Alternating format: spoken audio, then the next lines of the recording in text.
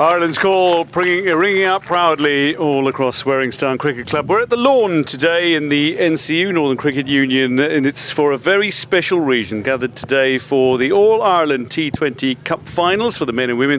2026 Ivara All-Ireland T20 Cup Finals here at the Lawn in Warringstown. Merrion and Holywood will meet in the women's final. Lisburn and Pembroke will meet in the men's final. But before we get into the match proper at hand, the first of the finals is the women's final. A moment ago, Alima Calmont was out with the captains for the coin toss.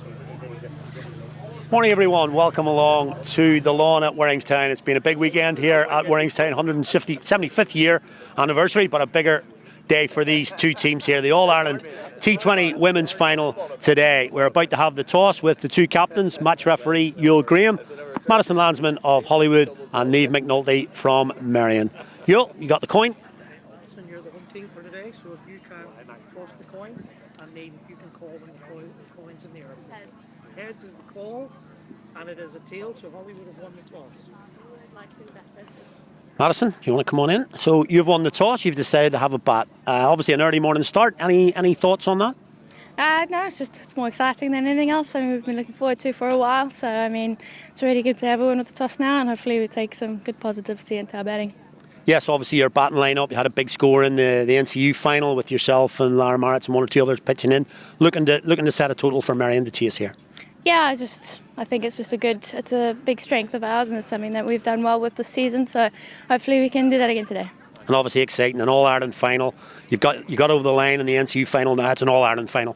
Yeah, it's something that's incredible for our club and something we've been working towards for ages. So we just all want to take in the moment and enjoy it and give the best that we can for Holywood. Do that, enjoy, go well today. Niamh? So lost the toss, any thoughts for yourself what you would have done? We probably would have liked to bat first, but we still back our bowling side. It'll be nice to get out there first, get some energy into the pitch. Yeah, that's it. You can get out there and do a bit of bowling, get your girls running around, starting the warm-ups now. I see the warm-ups haven't been overly physical today. Is that the Merrion way? That is definitely the Merrion way. We like to take it slow, easy, don't let any nerves get to us. Stick to our routines. Today is just another match. Yeah, good squad. Obviously, you're going for a big trophy haul this year, league as well, but winning another All-Ireland would be special. Yeah, 100%. We look forward to the competition every year and we back ourselves to take it home again. Absolutely. Good luck today to both teams. So a reminder that Holywood have won the toss today and they have decided to use the facilities first at 11 a.m.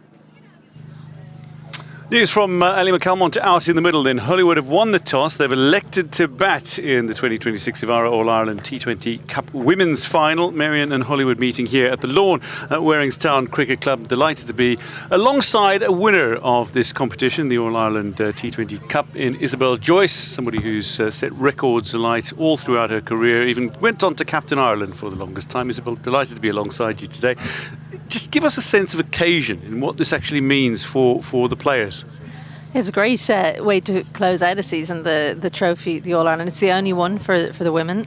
We've obviously got the Ivara National Cup and the Ivara Irish Senior Cup on the men's side alongside the All-Ireland T20 that we'll see later this afternoon. So we haven't, it's quite a new trophy and I think it's been a great addition and it does actually as well let club teams play on the big stage, particularly for the NCU and the NWCU. I feel like it's been a big change for them because the standard as well has come up so much in the last few years. So I think it's a huge occasion. Holywood will obviously know this ground a lot better than Merrion. Merrion have never played here and it's got quite the dimensions and tricky outfield to contend with. So Holywood have a bit of an advantage in that point of view, but they haven't been in this final before, so from that perspective Merrion probably have the upper hand.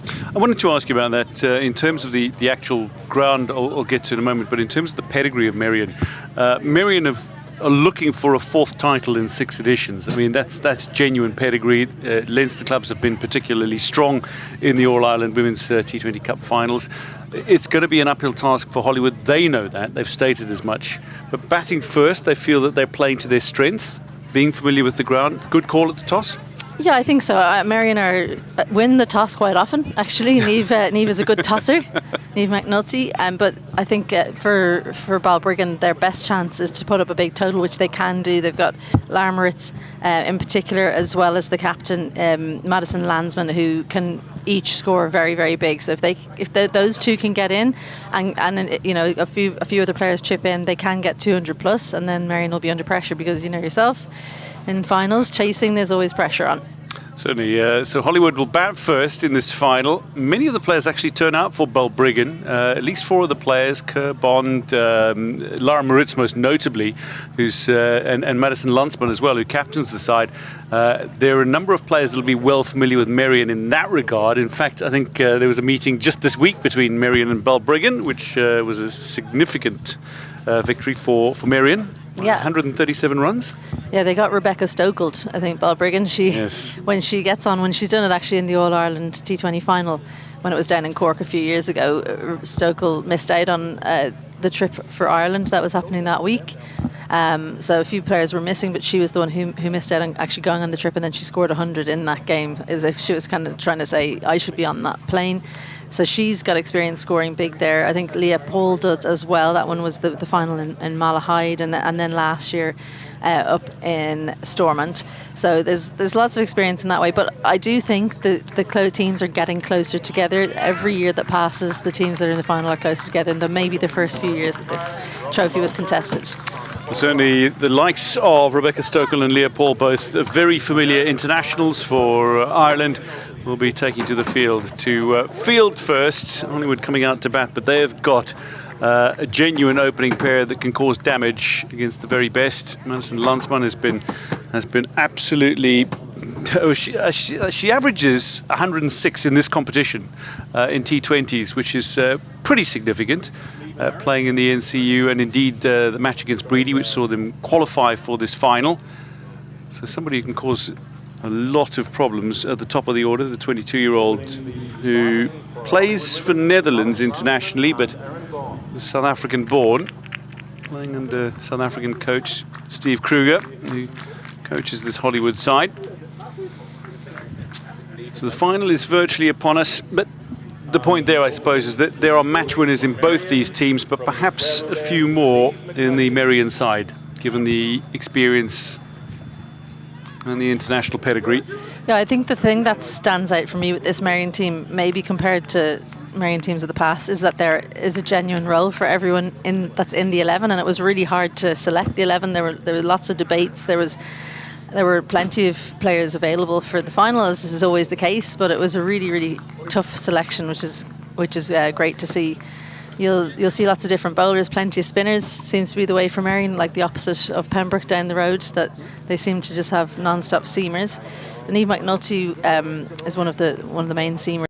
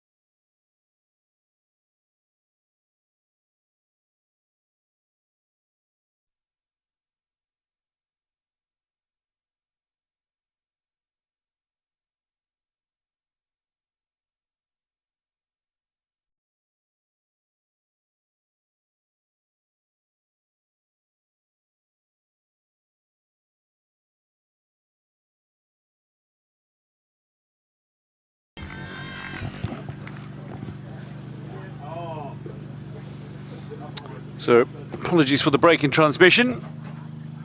It's the first over then of the 2026 Ivara All-Ireland T20 Cup Women's Final. This is Merrion and Holywood playing. Holywood bats in hand. It's been a very interesting start already to this match. Niamh McNulty, a little bit of a long hop to Landsman first up. Went to the boundary. Second ball dot. Third ball drop catch mid-off. Landsman took two, looking for at least a single here. Beats the fielder in Julianne Morrissey, and we'll get two. But an eventful opening over so far. 5 balls in, 8 runs to Holywood, and Landsman can be destructive at the top of the order. Yeah, really destructive. So that's a big moment in the game. Aoife Hayden just didn't quite get herself set for the catch. It might have come at her a little bit harder than she expected. Those catches are mid-off, mid-on, always difficult to judge.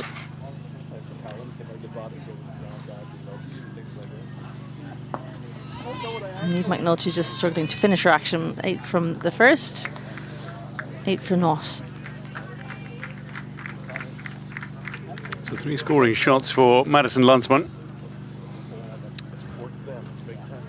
She scored 2 centuries and a 50 already in T20 matches in the Cup in NCU.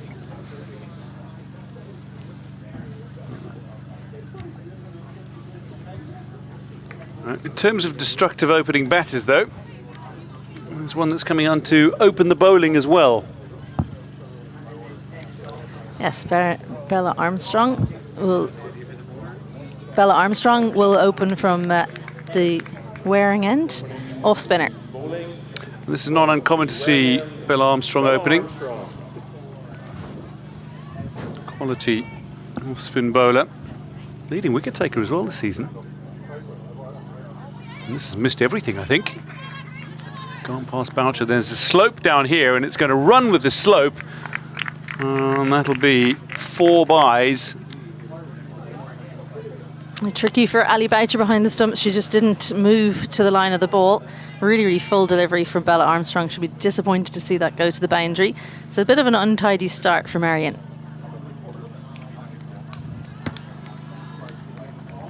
So Aaron Bond opening with Landsman.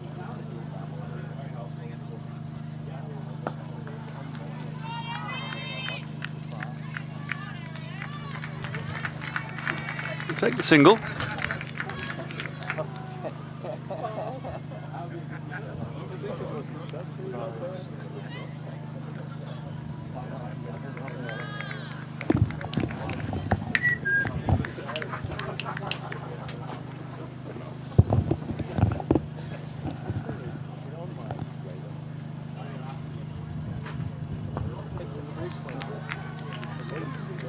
She knows when to play her shots, does Landsman. Yeah, she batted really well against Merrion in a league game just not too long ago. A few players missing in that encounter, but she batted well against Armstrong. And one player that she batted very well against actually was Julianne Morrissey, who tends to be a big wicket taker for Merrion. She tends to get the big players out. It's kind of what she's known for around Leinster. This one, she turns into a fuller delivery, and that'll be given a full whack. 1 bounce over the rope. This one adds another boundary to her lot. She moves into double figures. Yeah, well placed, because Leopold's on the boundary out there, but you could see she really intentionally put it forward of the fielder in the deep. Tricky for Paul to field out there. There's a big hill towards the clubhouse out to the leg side. On this one, she plays with a little deft touch, and it'll not get the single accruing. Great fielding by Shiva Borja.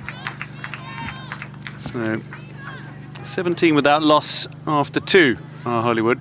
A rollicking start, isn't it? And that's kind of how they go. If they can keep the score quickly, it should be a high-scoring game. The boundary is really, really big here in Warringstown, but the power of Landsman and Moritz in particular, they won't be too worried about that. So for Merrion, important to try and get out of the power play, spread the field and try and dry up some of those boundaries.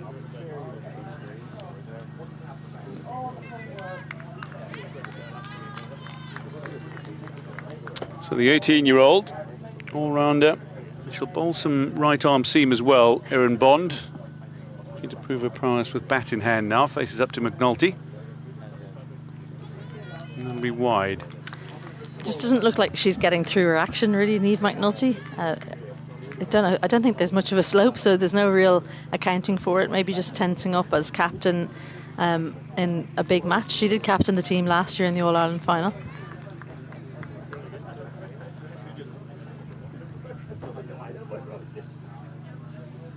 That's a much better delivery. Back as well. Causing Bond a few issues. That was an excellent ball, wasn't it? Great comeback and just off the surface, offering a little bit. It wasn't too far away from the top of off, exactly the right length for McNulty on this surface. For a relatively young player, though, McNulty, plenty of responsibility she's been given, both with Ireland and indeed Merrion, but she's come up trumps more often than not. This one moving away in the air. Yeah, she generally used to be more of an away swinger. She's lost that a little bit. I think her arm height has gone down a little bit, and so she's not getting the seam in the right position quite as much. But that one just swinging quite close to the wide line, and Bond lucky she didn't get an edge on it. Of course, some doubt in the batter's mind, though, when you've got one that nips back off the seam and one that swings away in the air. I'm not sure that Erin Bond realised that the previous one had nipped back. She didn't look too worried about it. And usually if you recognise that it's moved off the pitch in towards you, you react a little bit as if to, and you would usually signal to your partner as well. Worked away, that's beautifully flicked. Further out in the deep, though, we'll gather and whip it in. Annabelle Squires, she's got a decent arm. And she'll be heading off on that emerging tour. 3 players, I think, in the game here. Lara Moritz, Aisling Lawler and Annabelle Squires all heading off to play in England. All of them had to change their flights so that they could play in the game today. Full up, and respect shown by Landsman. Just drops the bat on top of it. Yeah, she's vice-captain for the Emerging Ireland Women. They're going to be playing in England this week. It's a real opportunity for the likes of, as you say, Aisling Lawler as well.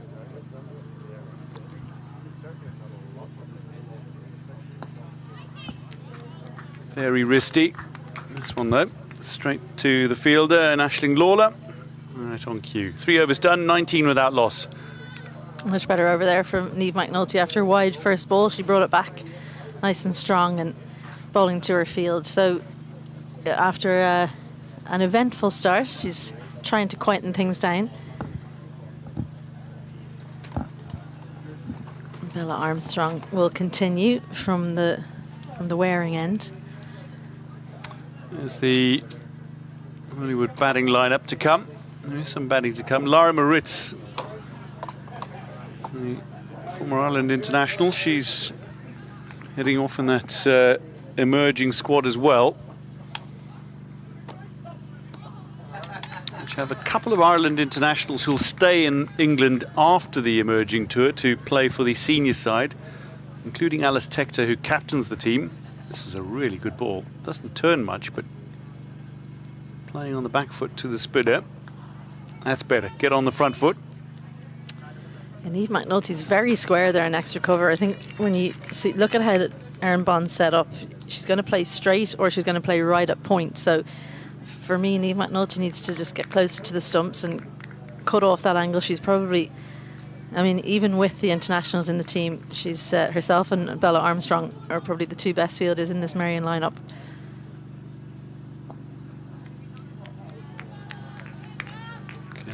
McNulty doing the fielding.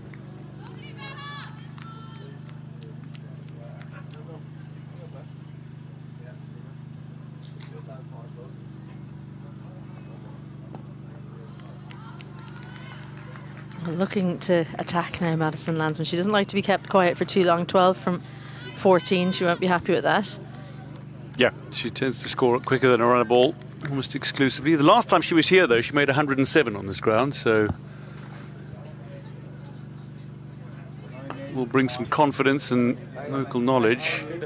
Bella Armstrong is putting it in the same spot and it's the same result. McNulty fielding, clever from the bowler.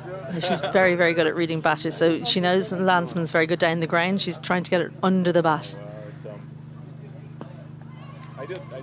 Maybe just a little too straight, slightly shorter this time as well. We worked away for the single. Ashwin Manoj to do the fielding at the end of 4. Holywood 21 without loss. Yeah, 17 off the first 2 and then 4 off the next 2. With that, changing commentary. Dave Sira will join Ali McAlmont. Thank you, Dwayne. Quick changeover in the comm box here. 4 overs gone here at Warring's time. Dave McNulty on screen there is going to continue. I'm delighted to be joined. A quick change here in the comm box, as I say, by Dave Sira. Dave, I haven't hardly spoken to you all summer. A long season, and here we are at the end of it, and I'm finally getting in the comm box with you again. When was the last time I saw you? Was it the final last year, was it? It might have been. McNulty's in again, and that's the first wicket. Crucial wicket for Merrion. They take Madison Landsman out, and the change in commentary boxes changed the luck for Merrion. Dave McNulty knocks back the off stump and a big wicket for Merrion. Yeah, change up in the comm box, and all of a sudden we have a wicket for Merrion in this final. Just a little bit of movement on offer for McNulty, getting one to come in. Landsman not really negotiating the movement on that occasion. We'll have to look at it back, see how much it moved. Look here.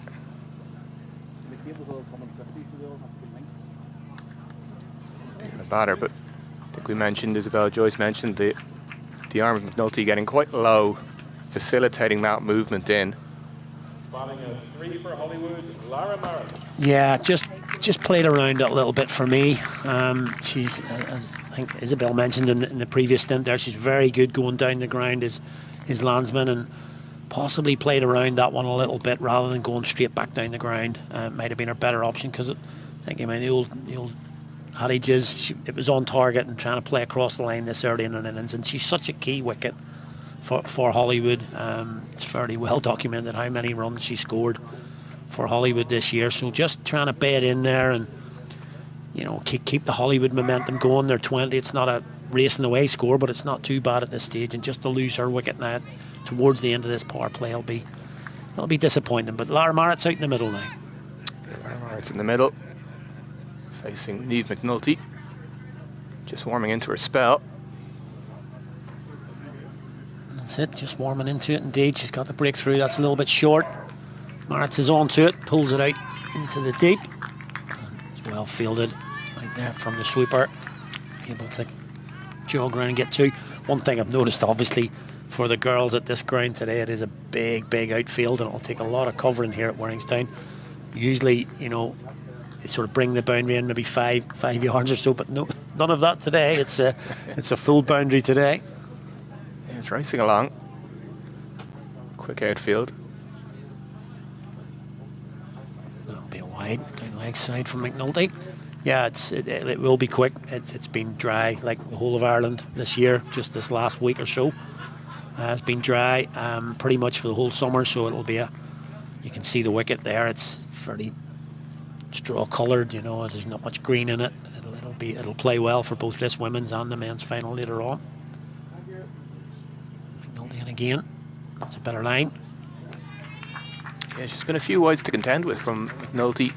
Perhaps not quite finishing her action. That low arm, getting a bit of movement. Back on track here. Yeah, just talking about Niamh McNulty, only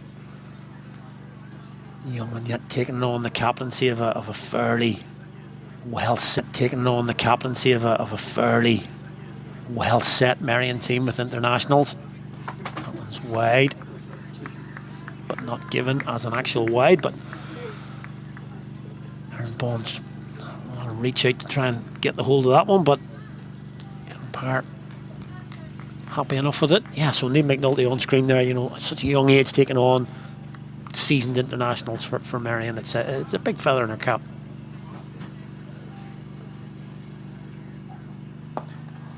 Struck down towards mid-on. See the Boja will field, and it's just a single. Yeah, definitely a big role to take for McNulty. Could possibly defend Merrion's title from last year, which would be incredible. Captained at that Under-19s World Cup in Malaysia as well. Yeah, that's a good point. She has had experience with captaincy. That's a nice delivery. And defended into the offside. And that will close out the 5th over. So 1 over left in the power play for Holywood. Big wicket in that over of Madison Landsman. 24 for 1.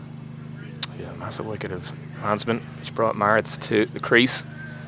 A lot of runs scored by Landsman this year, but also by Maritz.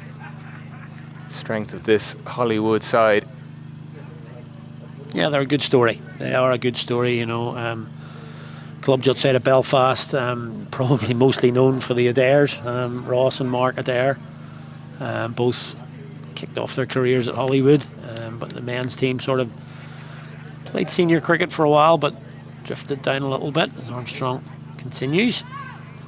And their men's team sort of dropped down from Premier into 1, down into 2 now, and they've definitely decided that the women's game was something they could really concentrate on and put a lot of effort, finance, as has to happen these days, and time and commitment into their women's game. So it's driven in the air over the fielder at point. It will run away down the hill. It's work to do, and they've done it well. Good chase out there. Annabelle Squires, who is a good athlete. A good piece of running, just drifting down the hill. That's going to be something to contend with throughout the day for all the teams involved. Final day today, just drifting down the hill. I haven't seen too many balls going up the hill towards the clubhouse and side of the ground, sorry, should I say. It's been very tight from Bella Armstrong so far. Good read of the batters. Some very good lengths as well from the off spinner. Straight into Maritz again. He takes her first ball from Armstrong and treats it with complete respect. It's good to see these cricketers also know quite a bit about each other. Yeah, I might get on to that in a minute. It's Fuller driven. They're going to take on it off, and there's a hit, but umpire Black is in a great position there to give the decision. The young bowling umpire's there. He's in a great position. Doesn't go ball side. Gets the other side of the ball so that you can see as the ball strikes. Good appeal from the wicket keeper at the wrong end. It's down leg side, I think. Yeah, given not out. I think it's drifting down into legs. It's very good umpiring. Yeah. Yeah, just drifting down. You can see the wicket keeper moving down the leg there. It's always a giveaway. Yeah. Just a quick change in the field, just a yard or two in for the deep point. A little bit shorter, tucked around the corner, but doesn't get enough purchase on it. Just the 4 off it, and that will close out the power play for Merrion. Bella Armstrong and Niamh McNulty have bowled exclusively, 3 overs each, and it's 28 for 1. So yeah, we were just chatting there about, obviously they know a little bit about each other, and coming into this final I did think, you know, there may even be it's not often said about a women's fixture that there might be a little bit of niggle here, with the Landsman and Maritz obviously playing for Balbriggan, and they played in the final against Merrion and Leinster and lost that obviously, and then they get a second bite at the cherry. It's caused a little bit of consternation down in Leinster, but there might be a bit of chat out there, let's say. It's great to have a bit of niggle in a final. Yeah, for sure. Just a bit of something. Yeah, beat them in the final. Merrion beating Balbriggan. Of course, they faced Balbriggan. Quite a heavy defeat earlier in the week. So maybe a bit of something from that. You never know. A change of bowling though. Yep. Sivaboja going to come on here. Clare Road end. Clare Road end. Eva Boja. Of course, we can move the fielders out now after the power play. Yeah, it'll be interesting to see if they do. You know, obviously you can have the extra fielders out now, but you know, 28 for 1. Does Niamh McNulty she's finished her bowling spell, so she's got to put her captaincy head on now, and She want to keep as many in the ring as she can at the minute. I think she's got quite a packed offside field for Boja. Mistimed by Maritz. Yeah, it'll be really interesting to see how Merrion come to terms with the dimensions, with the undulation of this outfield. Yeah. Holywood with a bit more inside knowledge of these conditions, perhaps.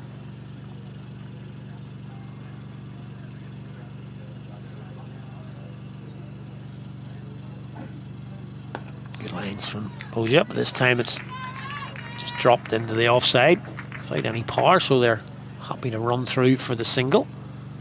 Merrion will be happy enough to concede singles, nothing more. They're just wanting to make sure the boundaries don't come. That's the thing, they definitely kept it quite tight. Of course, the opportunity now out of the power play, but 17 in the first 2 overs and then 29 for 1 now. That's quite a story.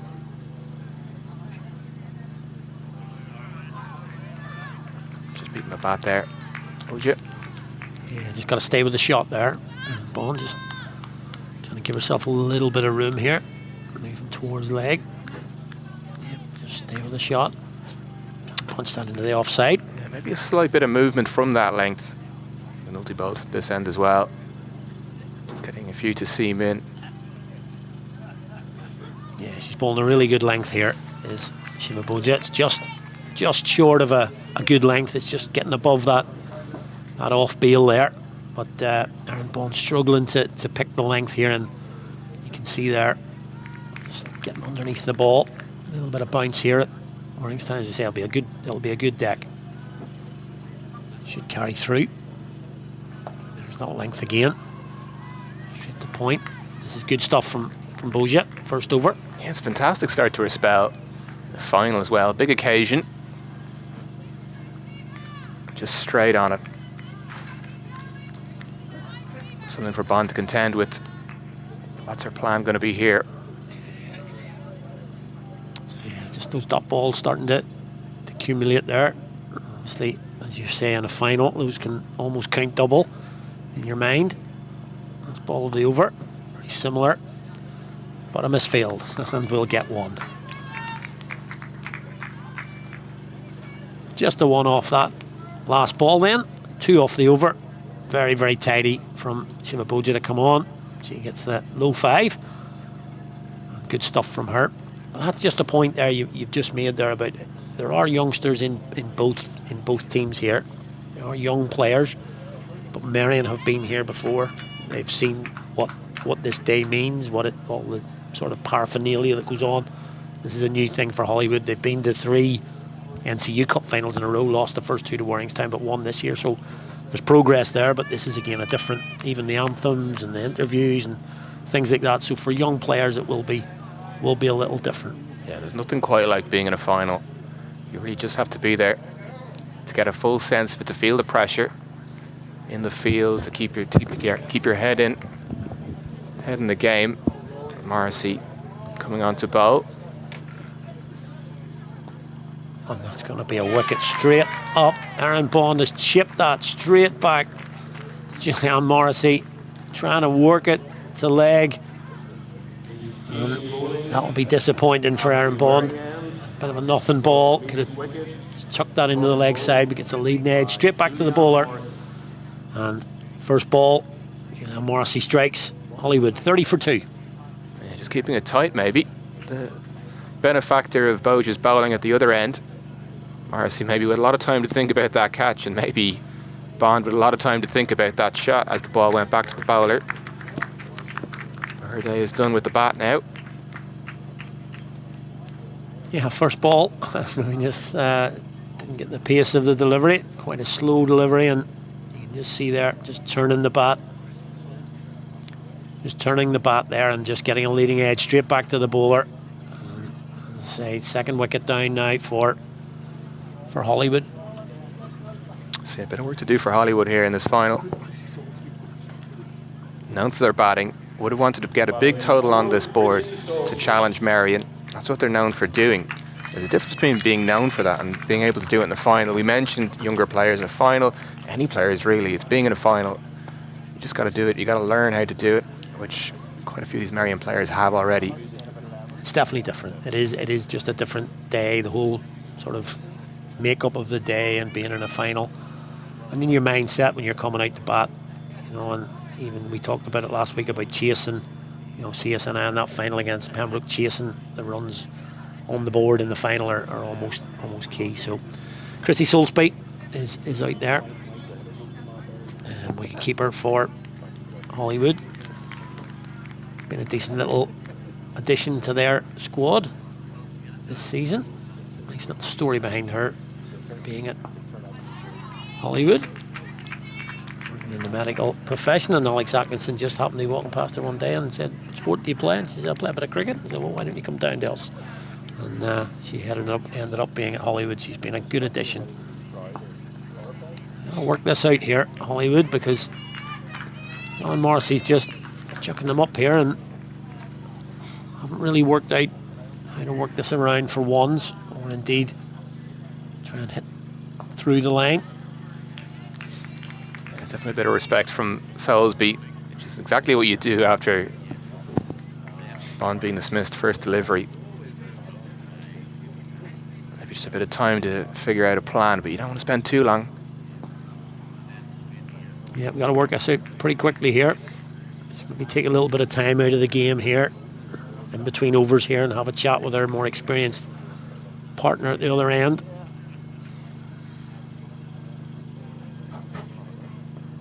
That's that come on, but again, it's a dot ball and a wicket maiden to start with for Julianne Morrissey. The high fives will be out again. Yep, Merrion in full voice.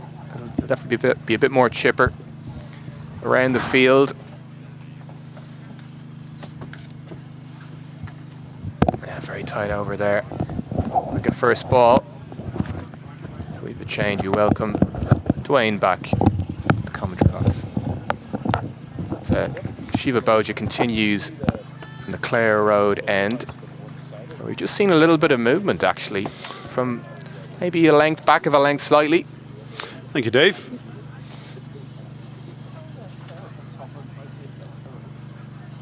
Yeah, Shiva Boja, she's bowling really nicely. Ashwin Manoj, though, lets this one go beyond her. It'll be collected and whipped in. There's some venom in that arm as well, Ashlyn Lawler. It's got some real pace behind the throw-in. Yeah, she's been bowling really nicely in recent times, Shiva Boja. That's well played.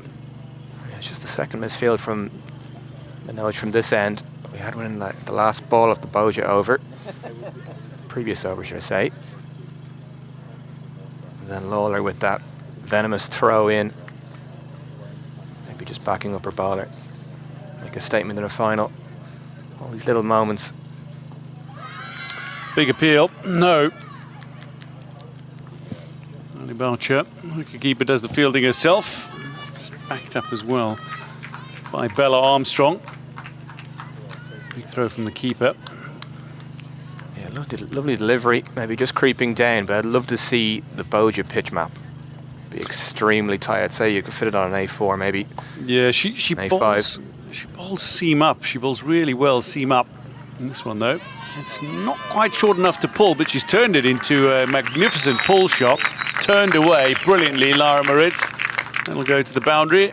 Run a ball 8 now for former Ireland international, who's just getting back into the international scene with that call up to emerging Ireland. Yeah, she played some Super Series cricket as well.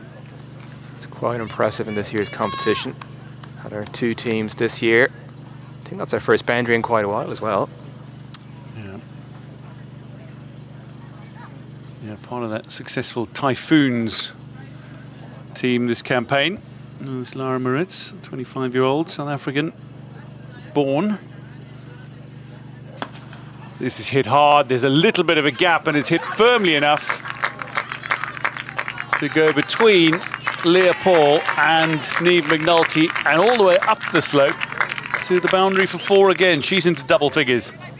Yeah, it's one of those that just keeps the fielder interested. McNulty put in the dive, quite impressive, but threaded through the gap and just about making it up the hill. I think it's the first boundary we've seen roll up the hill so far today. Could be a few more.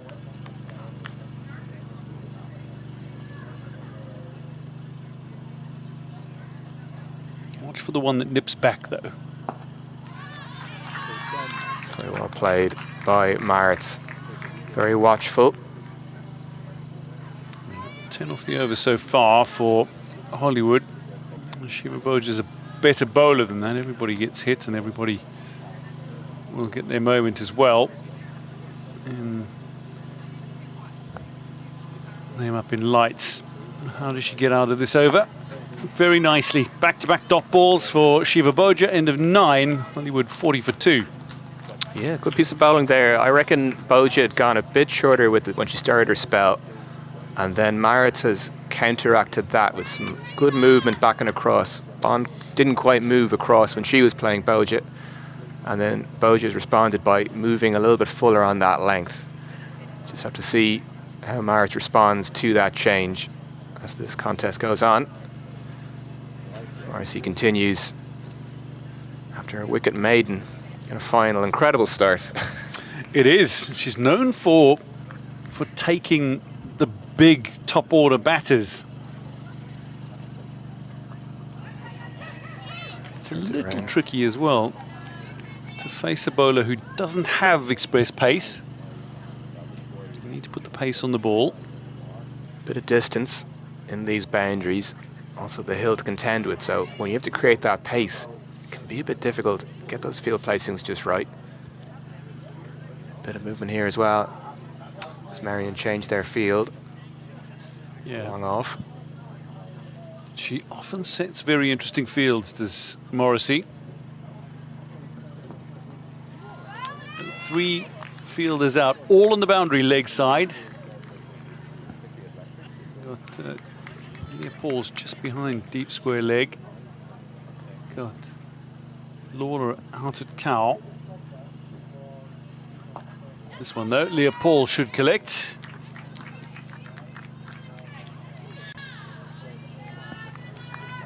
Leah Paul and Rebecca Stokel, part of the Ireland team that'll play England in 3 one-day internationals in the ICC Women's Championship.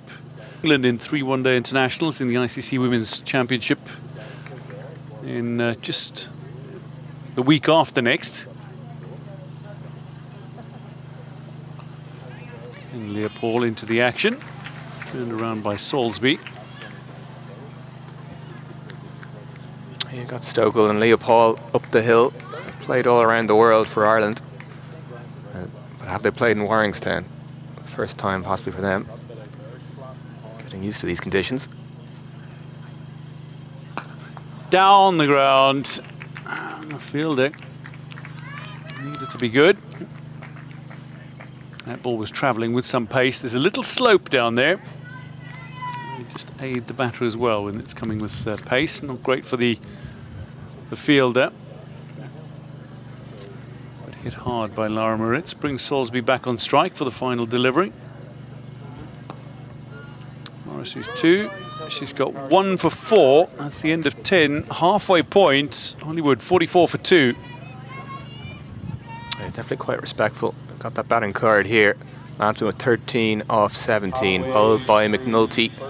And then Morrissey with the wicket off her first bowl to remove Erin Bond. Maritz and Salisbury just recovering a little bit.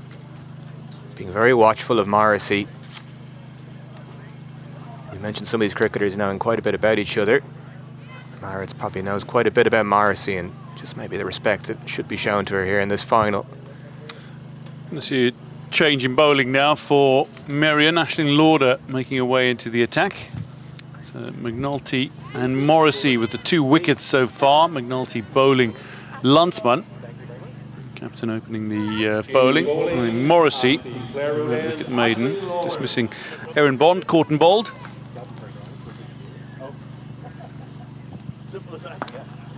Down the ground, and that's driven very firmly. It's beautifully played, and it's got enough speed behind it to go all the way up the hill beyond the rope for another boundary for Lara Moritz. Plenty of power in that stroke. Great to see the leg spinner into the attack, flied it up, but very well met by Maritz. Absolutely lovely shot up the hill across that outfield.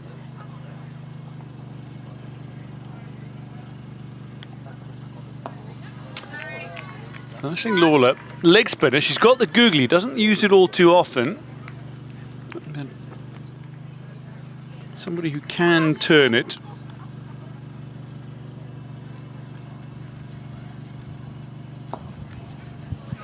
Just the inside half of the bat and away. Thought about two. Bella Armstrong onto it quickly. Yeah, maybe just a bit of top spin from Lawler there, or the googly, just catching the other side of the bat. But, yeah, big fan of Lawler. Great to see a leg spinner coming into a final like this, giving it a rip. She, of course, featured in last year's final. Took one for 20. As a 15-year-old, yeah. Yeah, remarkable stuff. Just throw a young leg spinner into the mix. But it's great to build up that experience. On a little loop here, you can sometimes get drawn into the shots. Salisbury, though, shows some respect. She's definitely really flighting it up. Definitely a tactic of Lawler.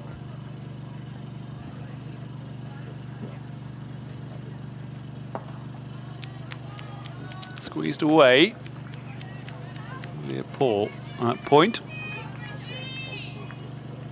And she's one of the cricketers who will be departing with the emerging Ireland team. Lawler.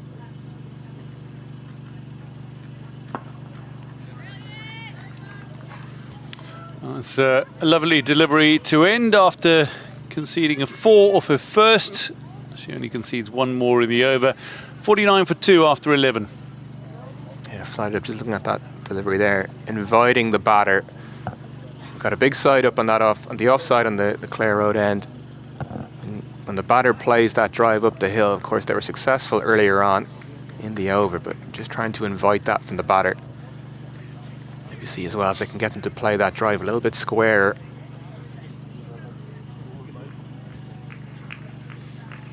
Marcy continues from the wiring end.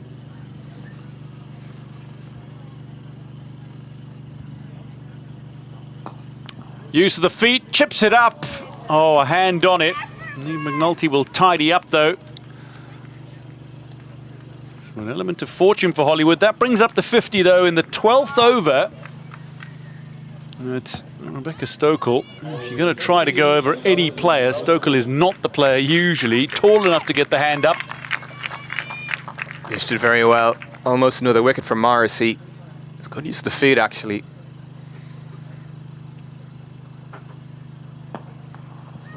This one along the ground. So maybe that's a good tactic now that Marit is going to use against Morrissey, using her feet to come down the track.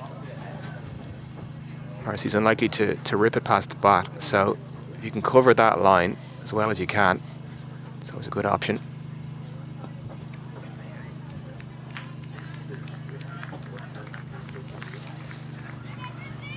But yeah, just try to beat Stokel there, cover.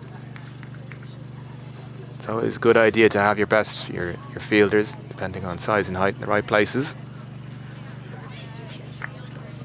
Salisbury just works that away for 1. Yeah, just put it between the two fielders. She's usually very good at strike rotation, is Chrissy Salisbury. So it's taken her a while to find the gaps. That's only her 3rd run of the day, of 14 she's faced so far. Again, use of the feet.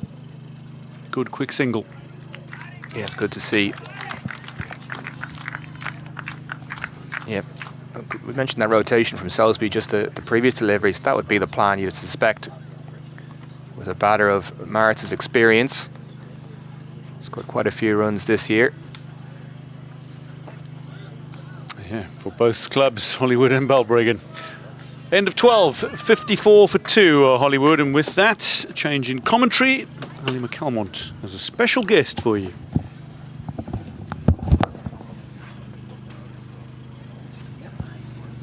Special guest in here today. Just joining me now. This is a very, very special weekend for this club here that we're playing on today, Warringstown. It's their 175th anniversary. It's been a good weekend, let's say, for them, because their men's team collected their 33rd Senior League title yesterday with Wynn. They got the trophy presented, and then just over to my left here, there's a lovely big marquee up. They had a dinner last night. And It's been a lovely weekend for Warringstown, and I am absolutely delighted to be joined by, I hesitate to say Mr. Warringstown, because there's about 30 or 40 Mr. Warringstowns that have been through this club for many years, but I'm sure plenty of people out there will know the name Garfield Harris. And Garfield, welcome along to comedy today. Been a big weekend for Warringstown. Oh, Ali, it's just been tremendous for the club to celebrate 175 years. That's a big number. And we had a big dinner last night. There was 190 guests attended, and great night of celebrations. The cricket here, Ashley Lawler continues. Lovely shot once again from Maritz. Just the one, though. Good piece of fielding from McNulty. So yeah, a lot of people here. A few sore heads this morning, and a few delicate people walking about. But yeah, a great number, as you say. 175 years is something to behold any club, and it's been part of the whole community here for many a year. Well, the club, you know, when I was growing up in Warringstown, there was nothing else to do. You know, in the summer, the only thing was the cricket. Chance, and just put down just above Lawler's head there. Yeah, cricket was the be all and end all. So that was a number one. There wasn't a number two or a number three. There was only one, which was cricket. And so, you know, we played a lot of cricket from a very young age, and you're always encouraged to come up here and play and practice. It's still the case. It's very full, driven through the covers. Lovely shot again from Maritz. She's been very strong through that area. Played a lovely cover drive a couple of overs ago. That one's a full toss, but she manages to pick the gap. 4 more to Lara Maritz.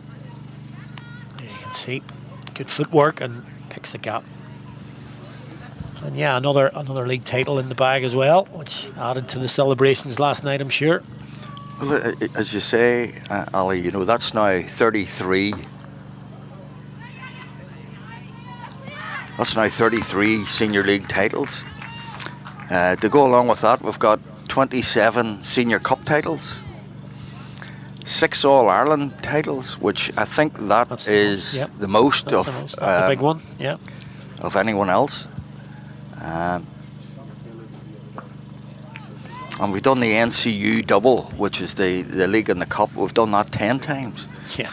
And, you know, a lot of that has happened over, you know, from the sort of late 60s, 70s through to now, and the club is still continuing to flourish, and the people here who volunteer and look after the place. I mean, Alan Waite is now the godfather of Warringstown Cricket Club, and the man just lives here permanently. I think he does. I think he's never away from the place. Yeah, but it is. I mean, you were playing.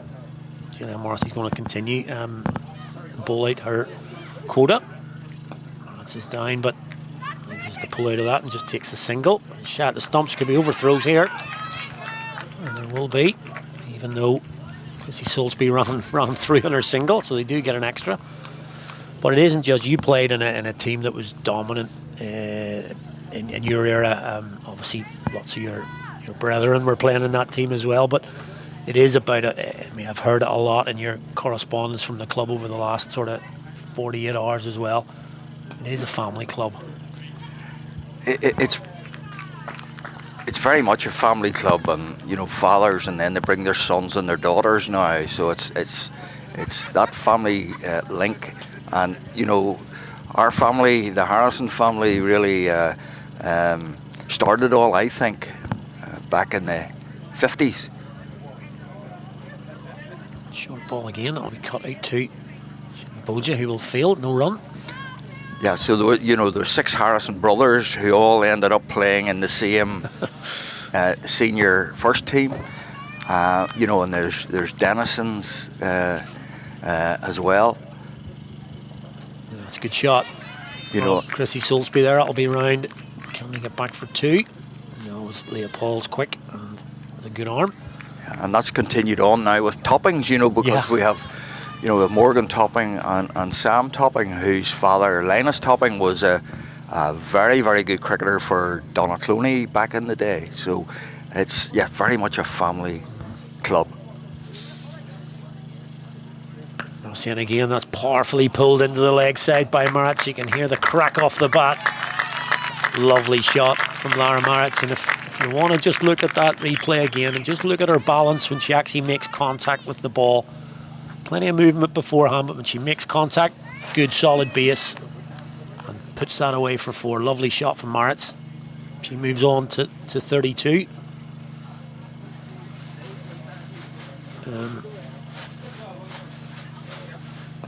That one into the offside, but yeah, and it's exactly that. And you've mentioned about the family stuff, but it also now moves into the women's game. The women's game is very important here now. You've obviously had a very successful team.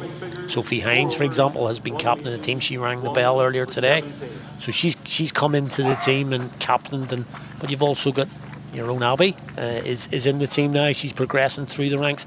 So the actual women's team isn't just a token thing here. It's very, very important to the whole club.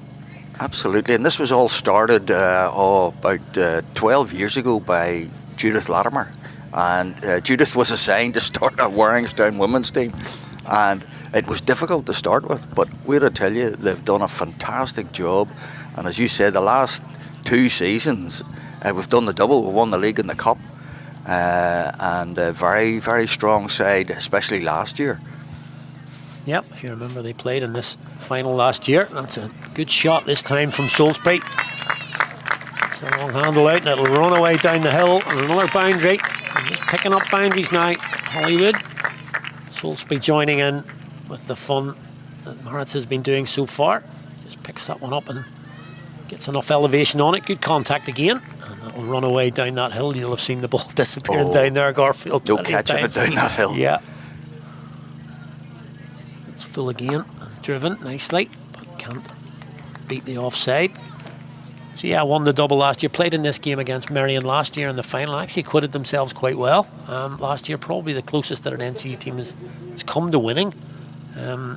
But this year, Holywood took care of them in the semi-final, which was a big game, and they're out there today, and it'll be good for them as well today to experience a final like your girls have done. Absolutely, and I mean, the first year our girls played in the final, they were a wee bit overawed. Yeah. It's shorter from Lawler. But obviously last year's final they played really well and gave Merrion a really good run for their money. A couple of dropped catches, made the difference, because if we'd have caught those catches, we could have actually went on and won the game. And the long handle out again from Salisbury. It's going to bounce again. Very good stuff from Chrissy Salisbury. As we mentioned earlier, good pick up for Holywood, and she's showing what you can do here. Maritz needs somebody to hang around with her here, but not just to hang around, to actually keep that run rate ticking over. And Salisbury doing a good job. Another boundary for her. So just the 2 boundaries, 3 dot balls, but hit from the over. Dave McNulty comes down to long off. That's thrown up again and pulled into the leg side. That should be 2. Long boundary out there for the girls. Get back for 2, so a really good over from Chrissy Salisbury and Holywood. 10 from it, 79 for 2. So yeah, it's all looking good, and we're probably going to speak with a few other Warringstown faithful. That man you talked about, Alan Waite, a little bit later on about what the next stage is for Warringstown. But obviously, league winners with the men this year. The women's team still doing what they do. Warringstown's still a big hub of this community. Very much so, and one of the things that we're particularly proud of is our ground and the money that we've spent over the last number of years improving the ground and the infrastructure around the ground. And through grants and donations and we've spent over £200,000 in the last 2 or 3 years improving our facilities here. And this is why we're able to then attract finals like today. And I think, as you can see, the ground's looking immaculate. The pitch is perfect. Yep. Great for batting, and hopefully there'll be 2 very high-scoring games today. Could well be. So as we talked about, the pitch looks pretty good. Ash Manoj come on here. A little bit of off spin. With Genevieve Morrissey coming off. Just driven down the ground there for a single. So yeah, always good decks here. Nelson does all his hard work here. Another ex-Warringstown player who's moved into groundsman now. He's now groundsman here, and he's produces there. And just up on screen there, you can see very good partnership between these two, just consolidating from 30 for 2 to 80 now. 50 partnership. That's a good ball. A little bit of turn there. Very, very interesting to see that. As we're going to watch a few spinners in action today. So interesting to see. A little bit of turn there.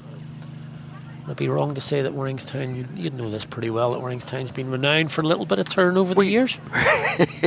We definitely enjoy a little bit of turn. We've always... Yeah, I used to come here and play Warringstown and they'd have like one seamer and then say 4 overs, that'll do. Oh, 40 overs, spin, spin, spin. With some quality spinners, you know, Kyle McCallan, one of Ireland's greatest ever spinner, Ivan Anderson, who incredible cricketer, Gary Kidd more recently, you know, and then good shot, but no run. And what about yourself, Garfield? You wouldn't mention yourself there? Well, I'm sort of thereabouts, probably the bottom of that list. But modesty, even modesty. The two spinners that we have playing at the minute, you know, James Cameron Dye and Ross Allen are exceptional spinners as well. So another good shot from Soulsby. She's getting the hang of this now. She's really up their game now. She's actually taken the lead over these past few overs. Bit of an ungainly fall there, but hopefully she's not injured herself. Gives Maritz the thumbs up. 2 more to the total. So it's just helping out Maritz here. The 50 partnership hasn't just been all about Lara Maritz. There you go, on the screen there. 118 caps for Ireland. Best bowling 9 for 113. Not the worst, Garfield. Just a mis-stumping opportunity there. Takes us through to the end of 16. I'd like to say thank you to Garfield Harrison for talking so eloquently about your club and how it's been going here at Warringstown. Listen, we're so proud of what we've achieved, and hopefully another 175 years. 175 years to come. Thank you, Garfield. Really, really good to hear about Warringstown's weekend here. So just back here at the actual game, it's 82 for 2. 4 overs to go for Holywood. Just want to kick on here. And there's going to be a change in the comedy box tonight. Thank you, Ellie. Thank you, Garfield. Oh, just some incredible stories. Going back over the years, a club that has a very rich history, 175 years this year, Warringstown. Right now, it is all about scoring runs for Holywood. They are only going at 5.13 and over through 16. Last 4 overs, they've got 2 batters who can take it to the opposition attack. Now, this is a side that's going to need to get going. Aoife Hayden makes her way into the attack now. With 4 overs remaining. Maritz looking set on 37, but Soulsby's been the aggressor in the last 2 overs. She's gone from 3 of 14 to 17 of 31. It's to Maritz, top edge, it's going to go over the keeper. And it might just run away, and does, as we welcome Isabel Joyce back into the commentary box as well. A real element of fortune in this, but good start from Aoife Hayden. Yeah, lovely shape from Hayden there. Nice wrist position. And Lara Maritz, you feel she thinks that she's really got to get going. She's going to want to face as many deliveries as she can, but that could have gone anywhere. It's gone to the rope. So 30 for 2 at one stage, Holywood. 56-run partnership between these two. It's seen a matter of recovery. This one wide down leg.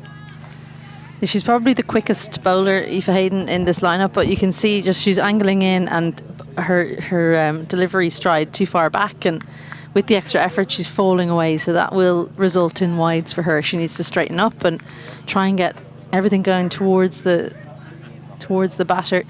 She is a dangerous bowler when she gets it right.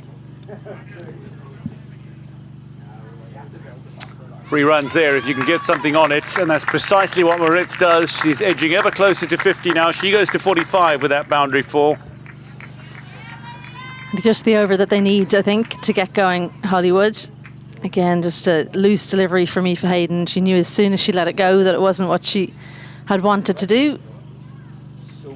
Difficult to bowl with her pace with fine leg in the ring. It might be worth just giving her a little bit of leeway by having that fine leg out, but opting to have cover and then 3 out on the leg side, square, mid wicket and long on.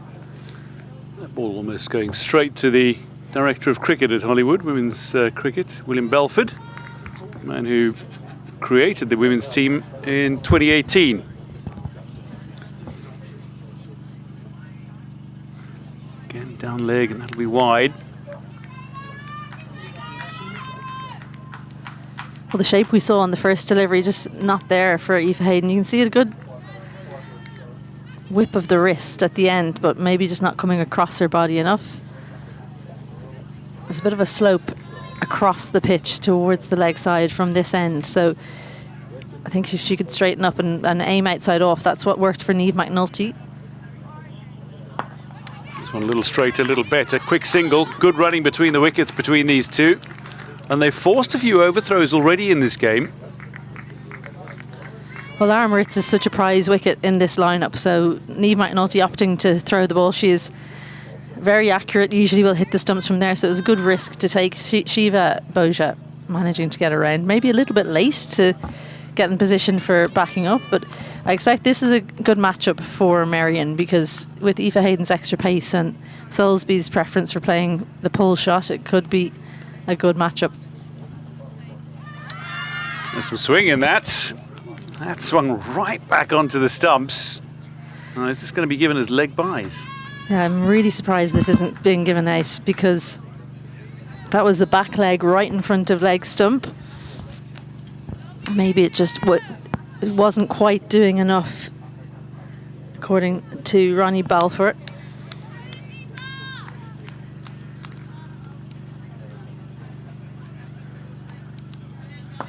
It was down the wicket, looks to go over the top, clears the fielders in the ring. They look to take on Leah Paul's arm. That'll be 2, and Moritz just 2 away from 50, and Holywood 4 away from 100. 13 from the over so far, still 1 delivery remaining for Aoife Hayden. Moritz spotting Niamh McNulty in the ring, she's looking to hit it over her. Leah Paul having to come around quite a long way, so a good 2. Big ball to get out the over for Aoife Hayden. Outside half of the bat, it'll squeeze between the fielders, and when they come back for a second, it'll be 50 up for Lara Moritz in this 2026 Ivara All-Ireland T20 Cup Women's Final. Oh, is it 40? Apologies, they've corrected the score. It seems updated, and she's gone to 49. I beg your pardon. End of the over, 3 to go, 97 for 2. Well, good come back that from Aoife Hayden, full outside off. She did manage to find the gap though, Lara Moritz, between backward point and third.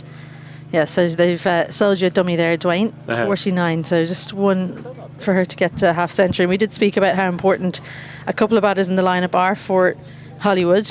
You can see that from that score. Moritz 49 from 33. Soulsby has stayed with her for a while, but the slower bowlers were really able to dot her up, so Mary need to try and keep that pressure on her. The field is spread. Using her feet, that's a missed stumping, I think. That's a big turn though from Ashwin Manoj. She saw 2 rip in her first over. Well, for Holywood, those are good signs, because you're seeing the ball rip if they've got spinners that can make use of it in the second innings.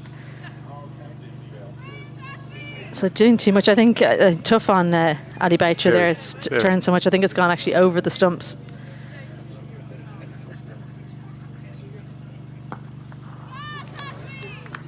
She's yorked herself. You could see kind of... Lara Moritz is trying to call her through for a single, eventually gets the message across. And they do go through to bring up the 100 now. A sloppy bit of work from Ashwin Manoj there. She won't be pleased. She's given away a run and brought up the 100.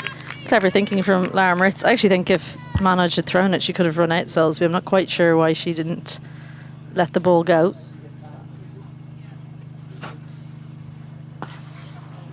This will be Lara Moritz's 50. And it's been a very fine innings in this final. Has required no batter going quicker than a runner ball. Step up Lara Moritz, back into the mix with the half century, and needs to really push on and cash in now. A very important innings in the context of the game.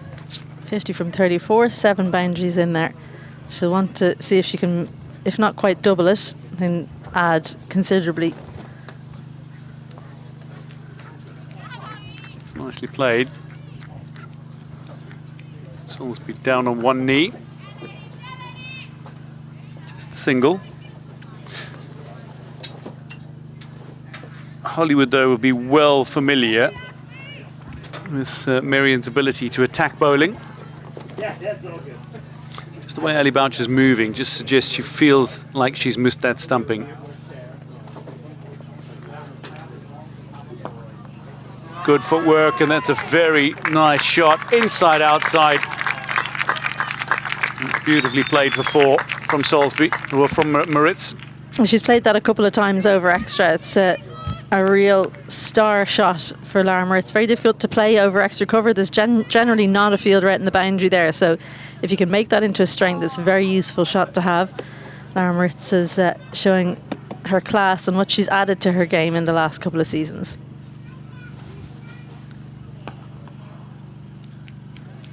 We'll take the single. 0 for 11 from 2 for Ashwin Manoj. 107 for 2 with just 12 balls remaining for Holywood. I think she's been impressive, Ashwin Manoj, youngster, under 17. She's one of the stars in the recent All-Ireland under 17 final. That was on Friday, where Merrion played against Holywood as well, winning that one pretty comprehensively. Yes, it was, I think 28 all-out, chased down fairly quickly. But it's great for Holywood in the sense that they made the All-Ireland finals under 15, under 17, and the senior. So positives to be drawn from that, undoubtedly. Absolutely, it's you want to be bringing players on from everywhere. They've obviously got the senior team, and then you can't maintain that if you don't have players coming through, and that's been something that Merrion have really focused on. A good few years ago, we wouldn't have seen them win too many trophies, but give lots of players opportunities, and now you're seeing that come to fruition now with young players like Niamh McNulty captaining the team, and those under 17s as well in the squad. Bella Armstrong back into the attack. This is better, looking to go straight down the ground. It is the captain, Niamh McNulty, who does the fielding, effectively behind the bowler. Another 2 for Moritz. An interesting field this, because it's extra cover and long off, all right. Cover, point and third all in the ring for Bella Armstrong.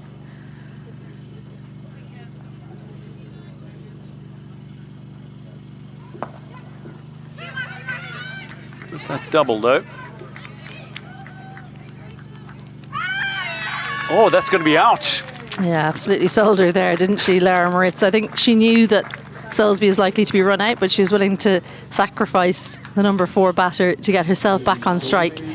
Salisbury, the diligent soldier, went for the 2, but Niamh McNulty an easy throw into Bella Armstrong, and it was pretty regulation. Put in the dive, though. Chrissy Salisbury run out for 19 off 35 as Niamh McNulty whipped it in, and Bella Armstrong whipped the bails off. And what that does is bring Lucy McNaught to the middle. And Lucy McNaught with some real responsibility here, in the sense that she doesn't have time to build an innings. Lara Moritz was always going for 2. That's a great... This is Lucy McNaught, who's into the middle now, batting at 5 for Holywood. 110 for 3. And 5 for Holywood, Lucy McNaught. An exciting time to come into bat. I think you're not under too much pressure. You can kind of express yourself. Fresh legs as well to run with Moritz, who's very keen to get herself on strike, understandably so. 57 from just 38 for her, kind of ploughing a lone furrow. I think this is a little bit of a plan to see her come in ahead of Nina Kerr, because she can hit from the off, can Lucy McNaught. She's a fabulous ball striker. Slightly more experience as well. Nina Kerr just 16 and McNaught 22. Bella Armstrong to bowl to Moritz, though. She's calling 2 again. Just an unkind hop on the slope for McNulty.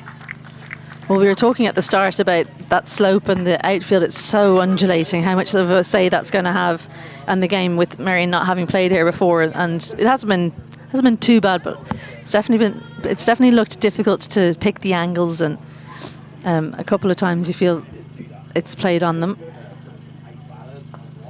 This one is at edge, and it's going to fall between 2 fielders. Shiva Borja and Ashwin Manoj nearly coming together as the ball landed directly between them, allows the Ritz to scamper through for another 2. Yeah, it was perfectly placed, wasn't it? Shiva Borja is incensed with herself. She feels she could have done better, and actually she was almost giving out to herself as the ball was running away. Ashwin Manoj having to tidy up.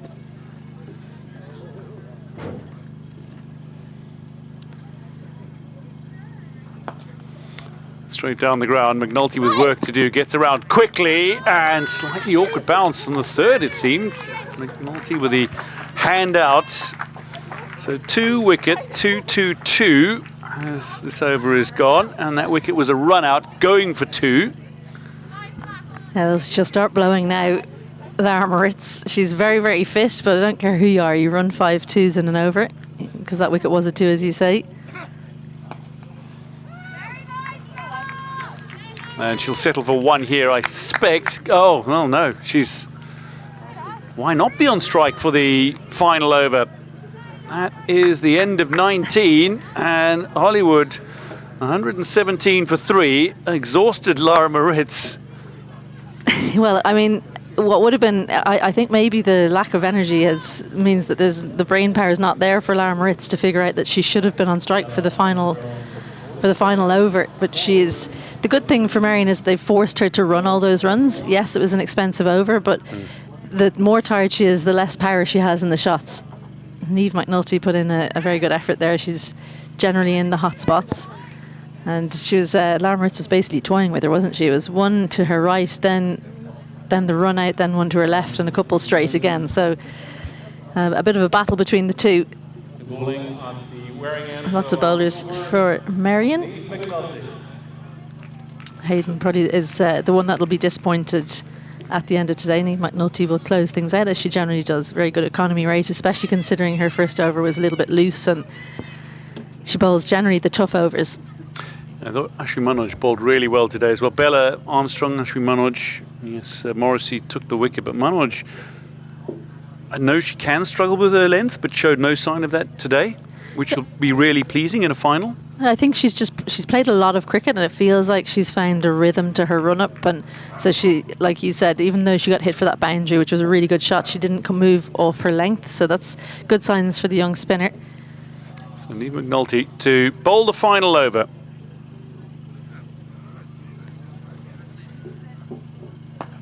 McNaught looks to hit it hard. Well, this is what Holywood will want. They want Moritz on strike, and for as much of the over as possible, 65 from 42. How many can she add if she can face all 5? It's just taking a moment to look at the field and regather her breath. There is a change in the field, though. Morrissey just coming up at 3rd, and almost set at 45 is Ashwin Manoj. Well, generally she's so powerful, Lara Moritz. She'll try and take the bowler on down the ground. She can lap and scoop and all of those things, but it doesn't need to. In the women's game, she'd probably be one of the most powerful in the country at the moment. So square, mid-wicket, long on, long off are the fielders. Out, cover all up, so lots of space there. Looks to go down the ground. Relatively straight to the fielder. Lucy McNaught wants to take on the arm, and that's through for 2. Yeah, not the greatest throw from Rebecca Stokel. I think she was trying to go to McNulty on the full, but you want that bounced in as a bowler. So they got away with one there, an extra run to the total.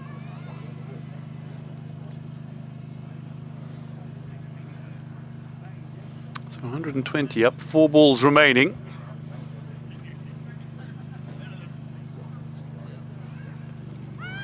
Well, they've had a bit of a battle with McNulty in the field and Moritz at bat. It's a battle that's intensified with McNulty bowling to Moritz.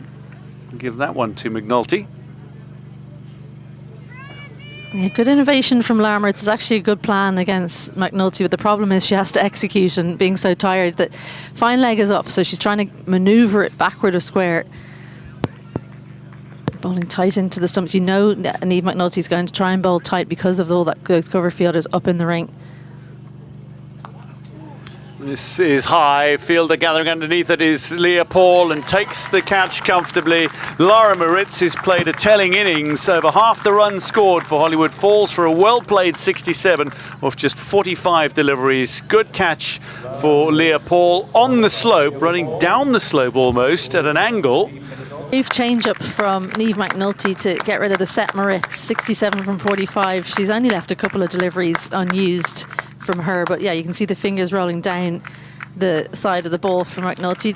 Definitely didn't execute as she would have wanted, but to bowl that delivery when she hasn't bowled it before in the game, then she's done well. And Leah Paul has done excellently as well with the angle. Had to move across and then come forward, and with those ones dropping and then the ground dropping in front of you, definitely not the easiest. Now Nina Kerr, 16-year-old all-rounder, is coming in.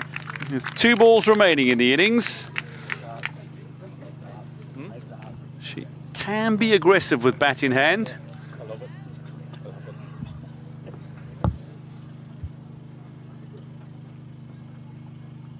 That'll be wide. That'll be wide. Just getting a sighter first up. Nina Kerr might be thankful for that. She's top young player, Ireland under 16. She played in the Challenger Series earlier this year. Still at school. Scored a good 50 against Estonians not too long ago.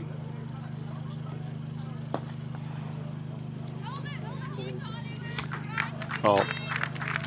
Annabelle Squires got across really quickly to that. Stokel was waiting for it. Yeah, and you could hear Leah Paul in the distance saying, "Hold it, hold it." They've had a few overthrows. You don't want to give away any more runs. Single off the last couple of deliveries is an outcome that Merrion will be happy with. McNaught marching down the wicket. They've got to go for 2. Nina Kerr will run. They'll get it into the keeper. That might be the better option. Boucher can't take cleanly. That'll be 2 to the score. And Holywood will run through for an attempted 3rd, and that'll be run out. So McNaught is going to be run out, having run 2 initially. It'll be 124 for 5, the final score. Yeah, Ali Boucher not given a sympathetic throw there. That's 2 throws in the final over that were half volleys. So yeah, good finish from Holywood, 124 for 4. I think they would have hoped for a lot more than that, truth be told, batting first. But you never know in a final, as they always say. And the second half of that innings definitely much better than the first. So loose ball. Niamh McNulty's calling for it because she's seen a batter out of her crease. Nina Kerr calling Lucy McNaught through. Direct hit. And at the end of McNaught. She'll have 3 off 2. 124 for 5 then the score. But Holywood are well aware that Merrion are the kind of team that can chase down a score like this inside 7 overs even. Not too long ago, Bella Armstrong with that 89 off 28. And what's the target then? I think 133 chased down in 7 overs. Yeah, I don't think that Merrion will attempt to do that maybe, but I suppose a longer batting lineup today than there was that day. So quite a sedate start. Well, first 2 overs went for 17, and then Merrion got back into the game as Niamh McNulty and Bella Armstrong found the rhythm. Moritz came in, and she's just, as long as she's in, she's always scoring. 67 from 45. It was a very entertaining knock all around the ground. Anything too full punished. Soulsby alongside her, 19 from 35. She would have preferred a better strike rate, but did her job alongside Moritz, and then McNaught and Kerr adding a couple of runs at the end. partnership. The one to speak of was Moritz and Salisbury. They came together and they started to really take the attack to Merrion. The 50 only came up in the 12th over. So to have gotten all the way to 124 for 5, a massive effort, and largely down to that partnership between Moritz and Salisbury. It's falling very late for 67 of 45. Bowling was good from Merrion in large parts. McNulty 2 for 20 from her 4 overs, then run out in the final over as well. Julianne Morrissey, she started with a wicket maiden. She went for 17 in her remaining 3 overs, 1 for 17. She's the only other bowler to take wickets today, but Ashwin Manoj in particular bowled really well in today's game. So did Bella Armstrong, the 2 spinners, the 2 off spinners. Bowling particularly well. So Holywood have won the toss. They elected to bat and they posted 124 for 5 from their 20 overs. Moritz top scoring with well played 67 of 45. With that, the target set then at 125 for victory and indeed to claim the Avara All-Ireland T20 Women's Cup. And that for Merrion. They'll be out shortly for the chase.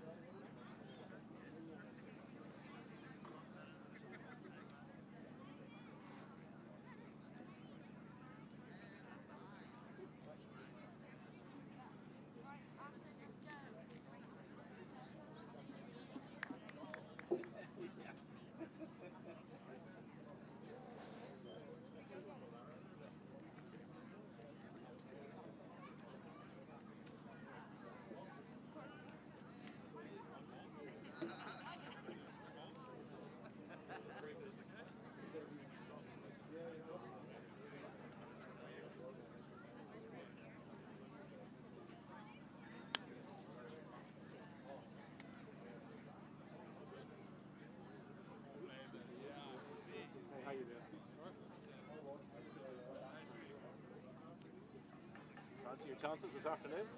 Yeah. Put away. No, Nigel away with there or something.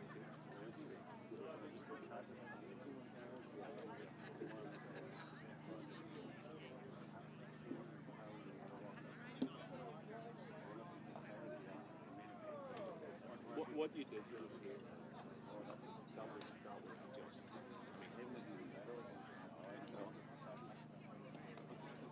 we're good. And I can see people, I'll tell you, even though we came here, I still think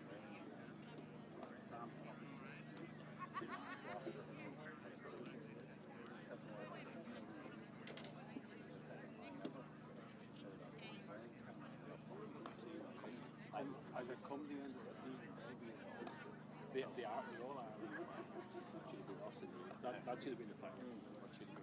But that's the way it goes. Draws do that to you. And I remember one year we kind of won everything. But you know in Luxembourg, there's a 1 year that I found 2011. They did what we're trying to do. They were the league, the cup, and they won the Irish Senior Cup. I think they did. They won all five. But it was, I can tell you, everything went in our favour. Everything. You need a bit of luck. You do. Now, even though we lost we lost to Railway the week before, Philip LaRue, Merrion beat us, but it's still very tight.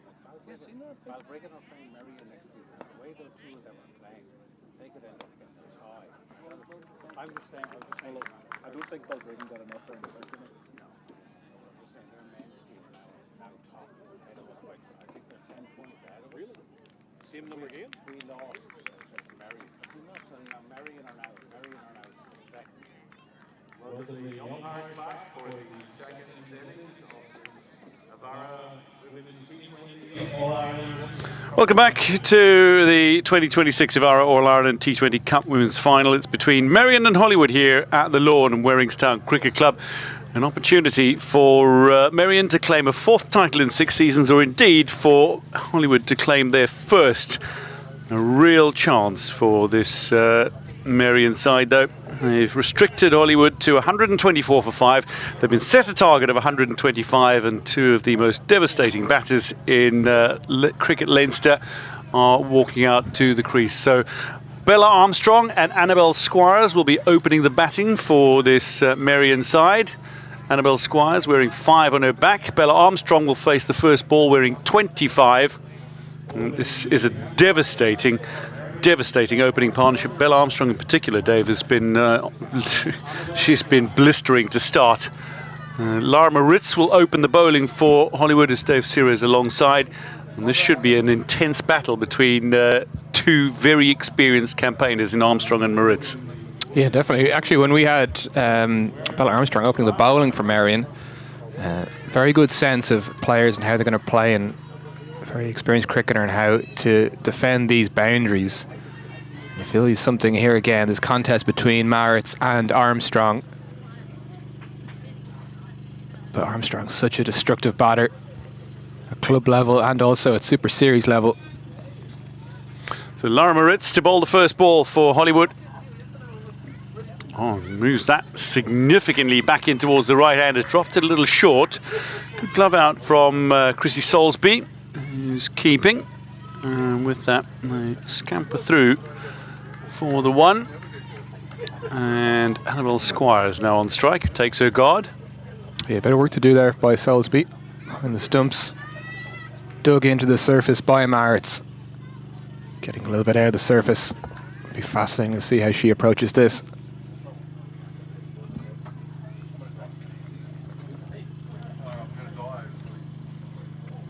Well, that is a very loose ball. That's a beamer that's called no ball.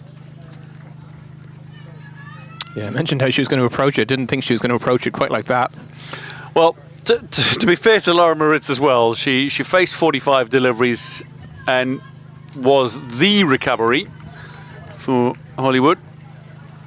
So it will be a free hit for Annabelle Squires to try to get off the mark. Lara Moritz, a wily bowler.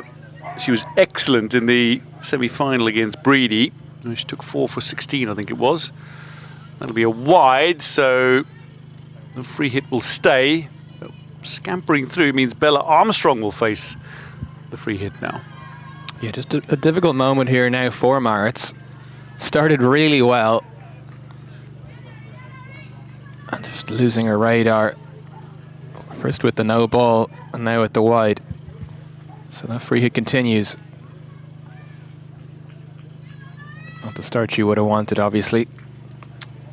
So it was 4 for 18 and then 29 off 16 with the bat in hand. Lara Moritz in the semi-final win over Breedy.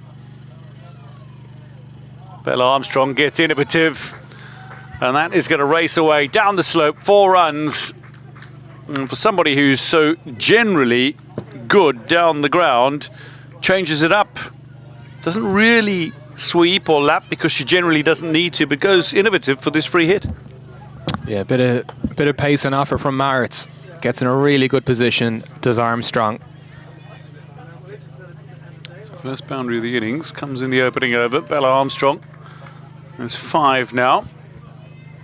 Paul Black and Ronnie Balfour, the 2 umpires for today's final.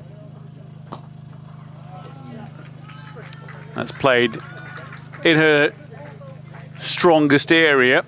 Straight down the ground, Bella Armstrong. So there we go. We're getting the range and breadth of her game from Bella Armstrong. Dabbed it down and plays it down the ground.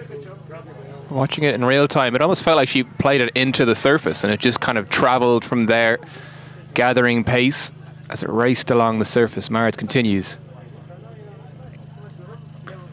Full again, and that's given the treatment nearly all the way. 1 bounce 4. Bella Armstrong strikes 3 successive boundaries. And real intent to chase down this target quickly from Bella Armstrong. Yep, into the slot to Bella Armstrong. Seeing it well, obviously. Meets it very well. 1 bounce over the rope and the ball rolls down the hill after hitting that fence. It was thrown down, apologies, by one of the fans. It's a bit of comeback from Moritz. Still 1 to go in the over after no ball in the wide. Much better. Jags it back. Much better. It's a bit of what we saw with that first delivery. Dug into the surface, got a bit of something with the ball coming into Armstrong. Or into Squires, actually, should I say.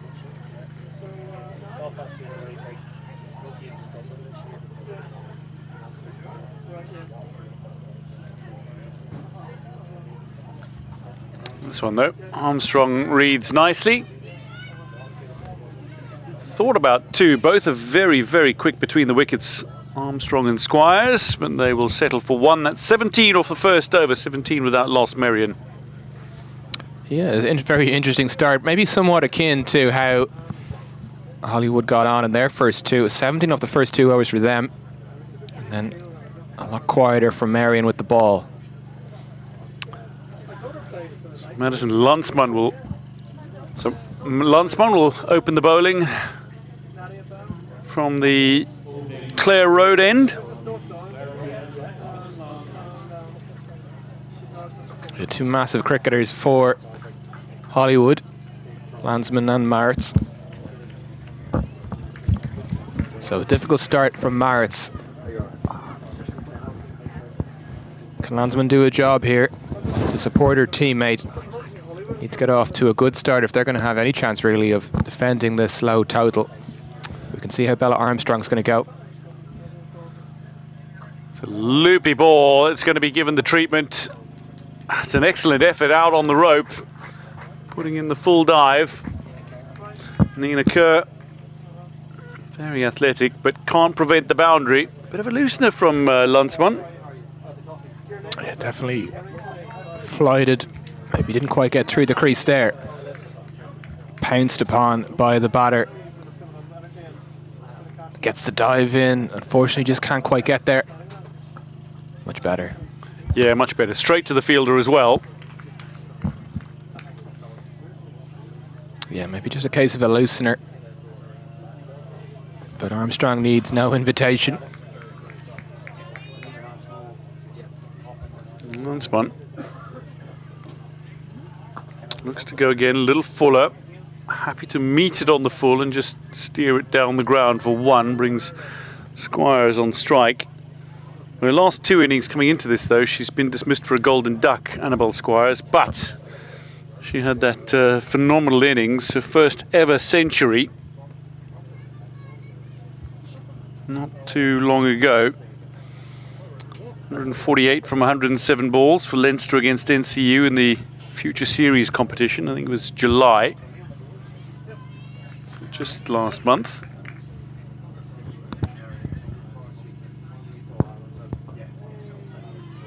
Good delivery from Landsman. Very slow, definitely drawing the batter out. Landsman, Netherlands international. Looking to get a little bit of turn on this. Certainly Ashwin Manoj show that there's plenty of turn to be had on this pitch. As it starts to run up the hill, it just allows Kerr to come around and collect. Yeah, it was a good shot, just playing that around the corner. It's fantastic to see that turn on offer for Manoj earlier. Of course, she was bowling from that Waring end, so you just wonder maybe if slight change, because Aisling Lawler didn't quite find as much turn when she bowled. Inside half of the bat. Going to be a dot ball to end 2. It's been a good start for Merrion. They're going at 2 a ball as it stands, 24 for none after 2. Yeah, so tough going so far for Holywood women. Bit of work to do. Bella Armstrong looking very dangerous. She generally does at the crease. We've already seen Bella dab one down towards third and then also play some lovely shots down the ground through the leg side. This is not a bad move. Bella Armstrong is going very nicely indeed. Erin Bond is making her way into the attack now. Erin Bond managed to get the wicket first ball of Annabelle Squires while she was playing for Balbriggan. And that was only on Thursday. So Erin Bond into the attack. Yeah, I think this is a brilliant shot, just changing things up. A little bit of shape away. Bella Armstrong just steers that towards the Holywood captain. A little bit of shape, but great start. Getting through the crease in this final. It's a big game for all these players. And then just a little hint of movement.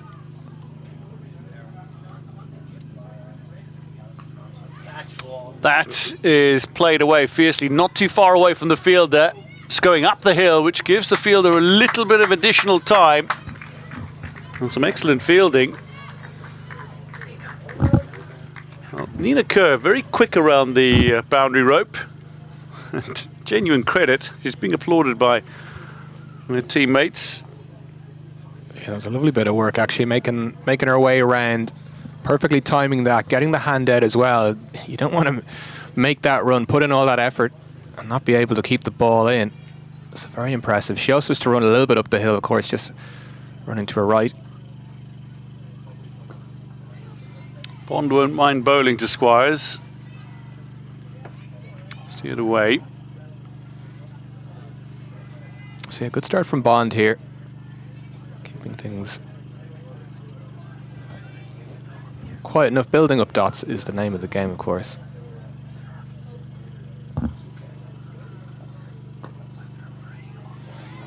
Yeah, very disciplined from Erin Bond. 3 dot balls in her first 4 for the all-rounder. Yeah, just moving that one slightly in. 4 Bond sisters. She's the second oldest of 4.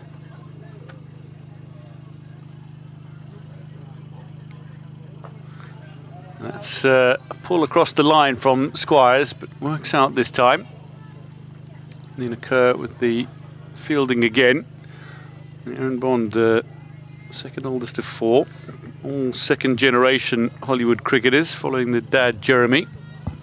So we've got Kerr up on the hill on that leg side. Be interesting to see how they negotiate these boundaries in the hills. That though is hit firmly. Again, work for Nina Kerr to do. Around the rope she comes. Armstrong calls Squires through for a second. They'll get it as well. So 6 off Erin Bond's first over, but it was a really good over. 3 dot balls in it. 30 without loss are Merrion after 3. Yeah, very good start. Just to settle things down for Holywood. But I was quite impressed with, obviously, Leah Paul's one of your more experienced cricketers, having her as a fielder out in the boundary up the hill, just to manage that bounce, just to manage balls coming out to you as a sweeper. So crucial. Being able to control the side of the ground. Just wonder how much Bella Armstrong would have been looking to attack Lara Moritz, just knowing that she'll be a little gassed by the innings that she played. Wants one to continue.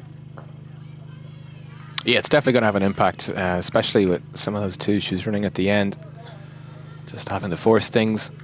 Brilliant innings by Lara Moritz.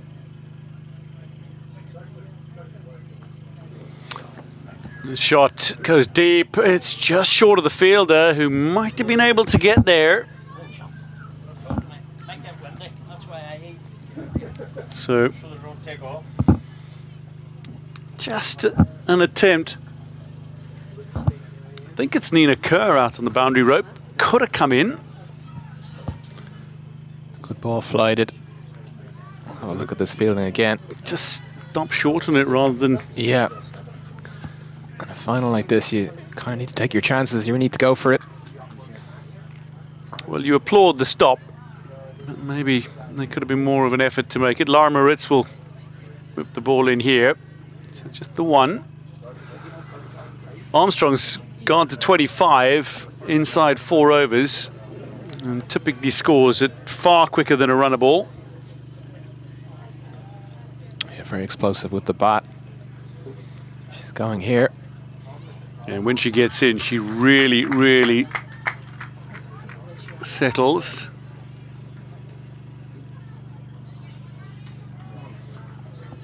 But she looks to cash in when she's settled herself. Bella Armstrong. Squires a little more sedate, looking to rotate the strike, at least initially. Yeah, she's really flighted that, but you've got to put all the pace on it. Force that ball maybe up the hill. Maybe that's the plan. Landsman. Oh, a little bit of work for the keeper to do. That's well kept in the end by Salisbury. Looked like it was headed towards Tilly Cunningham at point. And of another over 32 without loss. Yeah, good piece of work there by Salisbury. Well, the end of 4. Which change in commentary. Target of 125. Great start for Merrion. 32 without loss. Thank you, Dwayne. 4 overs gone, and as he says, 32 without loss. 2 overs left in the power play. There's your Merrion batters waiting to come in if they're needed. I'm delighted to have Isabel Joyce move in beside me. Is he still a little bit on tenterhooks here with Merrion out there? Aaron Bond to continue. That's a lovely shot for Armstrong through the covers. I'll run up the hill, hit the Mercury sign, and that's another boundary for Bella Armstrong. Lovely shot. Yeah, beautiful. She's very good down the ground, as you've seen so far, and I think both teams actually have been guilty of having their extra cover far too square. For me, you need to try and maybe put cover out and get your extra cover straight. Make sure you're not beating in mid off an extra cover and force Merrion to hit over those fielders. It's just too easy, that huge gap there between mid off and extra cover. And that's driven straight down the ground now. I've got a fielder back and does well. Lara Moritz down there, she's very quick across the ground, and there is a lip at the end down there at the wearing end. There is indeed. That's aided her. And just that little thing you're talking about, you know, field settings and things like that, that's again that extra step in level playing at this. You know, Holywood are used to being dominant in the NCU. They can probably put their fielders fairly well where they like. This is a different level here today. Down the leg side and beautifully caught up with by Armstrong. Lifts it over. And another boundary for her. She caught up with that really nicely. She's such a good opener in T20 cricket in particular, Bella Armstrong, because she takes on the bowling no matter where it is, and she picks this up beautifully. There is a bit of pace on it, and she helps herself to another boundary. Enjoying herself, had a brilliant season so far, and still a couple of league games to go, but this opening partnership has been a very fruitful one for Merrion the last couple of years. Yeah, continuing today, 35 off just 16. It's that ability to hit boundaries. That could be another one. And that's really the key here today in a power play. You know, in T20 cricket, if you can hit boundaries in the power play, it just elevates that score and really keeps the momentum ticking. Over 3 in this overnight. It just isn't bowling to a plan here, Bond. The best ball was actually the one that was driven through extra cover, and because that one found the boundary rope, she's bowling into the pitch, and it's just sitting up for Bella Armstrong. A little bit full on the leg side. You have to be so accurate against a player of Armstrong's capabilities. Yeah, very much so. That's the cause of exactly what you're talking about. That we talked last week about the margin for error that the players have, and you know, when you're hit for 3 boundaries, immediately the ball gets tighter in your hand, your arms sort of tightens up as well, and that margin for error just gets smaller and smaller when you've got somebody of Armstrong's quality at the other end. 47 on the board already. That's a better ball, but still well picked up by Armstrong. As a fielder out there, Nina Kerr is well positioned in this occasion. Just a single.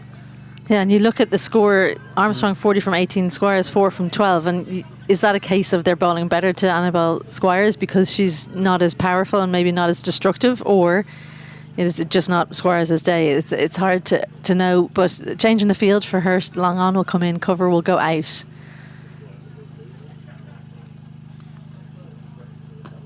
A good ball from Aaron Bond, just to reiterate your point there. Right on a length, on off stump, and she can do nothing but defend that one. So 5 overs gone. Merrion off to a real flyer here, mainly through Bella Armstrong in a minute. 48 without loss.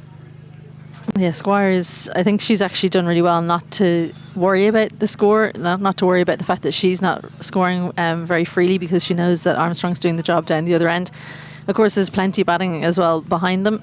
A couple of people I spoke to were quite surprised not to see Stokel up the top of the order instead of Annabelle Squires, but I mean, it's a partnership that's been working. We've only seen Rebecca Stokel play 2 games for Merrion, through injury or through international duty.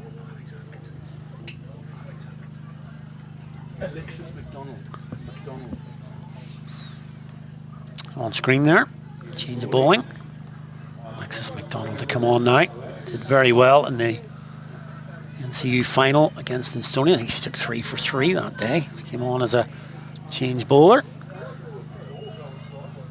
She'll bowl left arm. And a decent start from her. Into the offside, no run. Change in angle, they'll hope a change in fortune. Hollywood. She's quite, I've seen a little bit of her and she's quite metronomic. It's like you don't see the jump into the action, and that can surprise a batter. The first few deliveries you face can be a little unsettling, so Bella Armstrong just needs to take a quick look here. That's well fielded.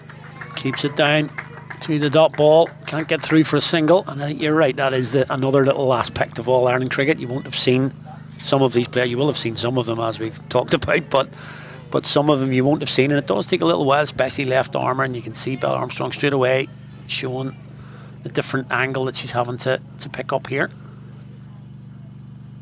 McDonald to continue. That's well bowled. How does that miss? Yeah, big inside edge, I think. Yeah. We've just got the head of Ronnie Balfour in front of us that we couldn't quite see where that hit, but judging by the fact that there was absolutely no sound apart from the bowler. Yep. So really impressive start from McDonald. Not looking to bowl too quick, just knows her game. Yep, line on length so far. Can't get down to that one, but there is a fielder out on the boundary. Another minutes again. With a bit of a jog from long on to long on at the moment. Getting her steps in. She ran about 15 twos as well at the back end. Getting pretty tired at the end there, I think. It was 2 galore. I've never seen Lara Moritz look more tired, and I've known her for a very long time. She, when she was playing for the Irish team back a good while ago now, she used to come in right at the end and whack 6s. She wasn't running too many 2s. There's plenty of them today. McDonald now will bowl to Squires, and that's squeezed out in the leg side. Again, another dot ball. Lucy McNaught. Yeah, brilliant, absolutely brilliant stuff, because she's just bowling so full, a little bit like Bella Armstrong did in the opening spell for Merrion. She bowled really full, so you couldn't get underneath the ball, and that last little bit of shape in, making it difficult for the 2 Merrion players. So it's a case of, do they want to allow her to bowl at them, or are they going to take her on, because fielders are in quite tight on the straights. And there you go. Just trying a little bit too hard. There was a wee bit of that in the innings as well with Morrissey. That does bring up the 50 with that wide. So the 50 up for Merrion in this partnership. Obviously 50 for none, so it is the 50 partnership between these two, Armstrong and Squires. You can see the big disparity in the scores there. We'll get out of the over this time. Lawrence comes in, she's at regulation mid-on this time, and it's 50 for none at the end of the power play. 6 overs gone, as we say, 50 for no loss. It's looking to play too much through the offside, and maybe just need to play as late as possible. Both players struggling. A brilliant first over. Yeah, it was, and we saw a little bit of that with Morrissey's 4-over spell as well. You know, they didn't used up a lot of dot balls when she first came in, picked the wicket up with her first ball, and then finished that off with a maiden, and then they didn't really get the grips with that quick enough, you know, to keep that ticking over in that little power play area. Yeah, I mentioned her early on in the session, and it's just so difficult to face her because she's so tall, bowling at that pace. I actually think she looked like she was bowling slower today than for her. Oh, need a care. Got a ball here outside the power play. She's been really good for Holywood this season. Just usually comes on just after the power play. Tries to bowl wicket to wicket. Throws that one up, let's say. It's beaten it off. And Lara Maritz won't get round to this one. Morrison Landsman's down there now. So that's a boundary first ball. Nicely struck again. Just the power through the ball. Gets through it, and the misfield means it goes for 4. It just makes it look so easy. Bella Armstrong, a languid swing, but the whip of the wrists at the bottom means it goes for 4. Plenty of air again from Nina Kerr. Interested to see if Bella Armstrong stays in the crease here, because it's so slow through the air. She should be able to get the ball on the full if she wants to. Well, strange one there. Not really sure what happened. I think it took maybe the back of the bat there, but looking to heave that one over to the leg side. But yeah, you can see her having a bit of a laugh about it. But ends up on the offside, a single. Well, we've both seen that land in the wicketkeeper's gloves, haven't we? So Yeah. a bit of fortune for Bella Armstrong, albeit not the greatest delivery. And this will be an interesting matchup.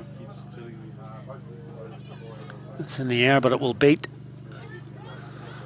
the fielder at 45, Alexis McDonald.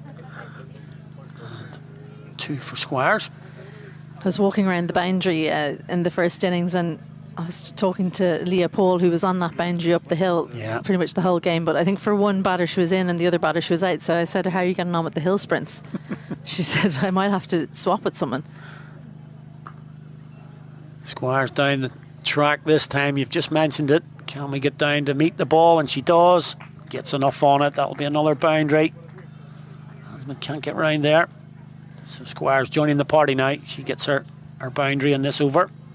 Yeah, really good. Just a little shuffle down to the pitch of the ball, and because of the line, she's able to bring that bottom hand in. Very, very strong bottom-handed player, a good hockey player, so very good on the sweep as well. Yeah, we'll check that. Square leg to see if that will be called. Very high delivery, but it just gets away with it. A single. Yeah, just looking at Nina Kerr there. I'd like to see her get through her action a little bit and try and get over the top a little bit more. Ball is sort of ballooning, but it could be a little bit of nerves in a final. You know, I'd like to see her getting over the top a little bit more.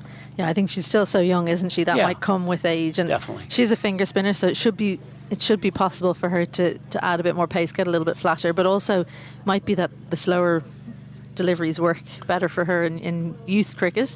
McDonald's been the pick of the bowlers. It's easy to see Landsman good as well. So it is a pitch that if you can be consistent, I think fuller than full, then you can set a field. You really can, because the boundaries are big. Yeah. So something, if you were watching and you're the men's game later on, something you'd be watching out for to see how this goes. That would be maybe the way to go about it. McDonald continuing. She continues to be on the mark. Oh, that's a little bit of a misfield. Should be back for 2. Maritz again. They're going to come for 3 actually. Good piece of running. Yeah, very quick between the wickets, these two. It's a partnership, like I said, that's been growing. They know each other very, very well. And I think what impresses me the most about Bella Armstrong is that, yes, she hits boundaries aplenty, but she's willing to do all of the running in the field. Recently became the women's coach in Merrion. It's her second season in a row there. Yep, taking on extra duties. Bella Armstrong, but she's at the top of the order now and closing in. 150, this could be another 2.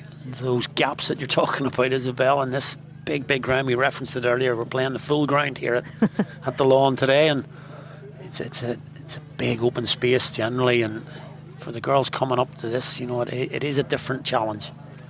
Yeah, it's definitely bigger than a lot of grounds these two teams would have played on, but you always play these finals on the best grounds going around. And there's the first wicket. Alexis McDonald picks up the wicket. She's deserved that, to be fair. Her 2 overs, 1.5 overs so far.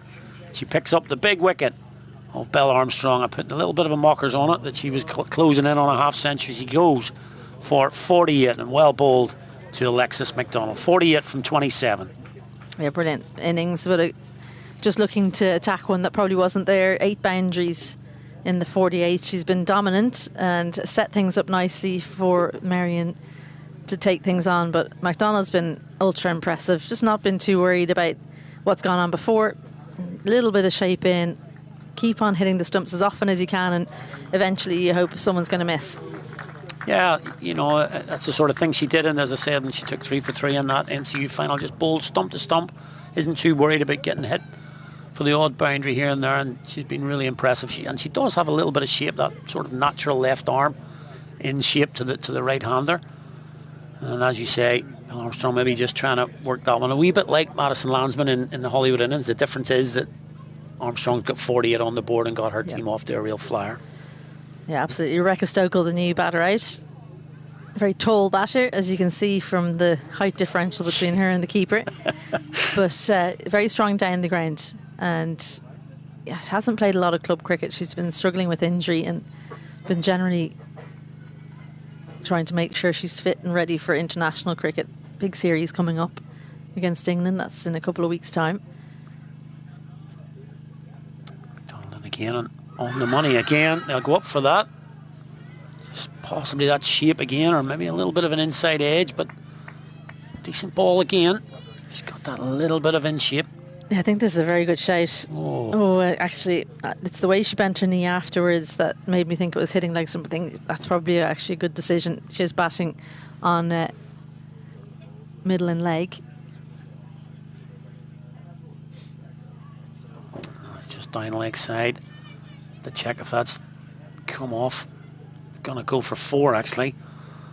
Just going to check the umpire. It is given his leg by, so just a little flick off the pad there. Well, she's been so consistent hitting the stumps, and that is the problem with being left arm over. If you swing the ball, that's the way you want to miss. If you're going to miss, is a wide down leg side, because it means you're bowling nice and tight to the stumps. But difficult when you're inside it as a keeper.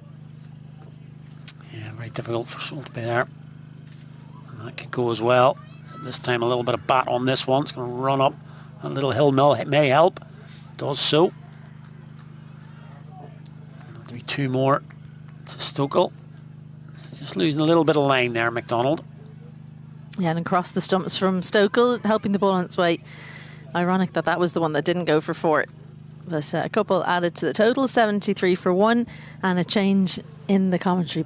Welcome back, Dwayne and Dave.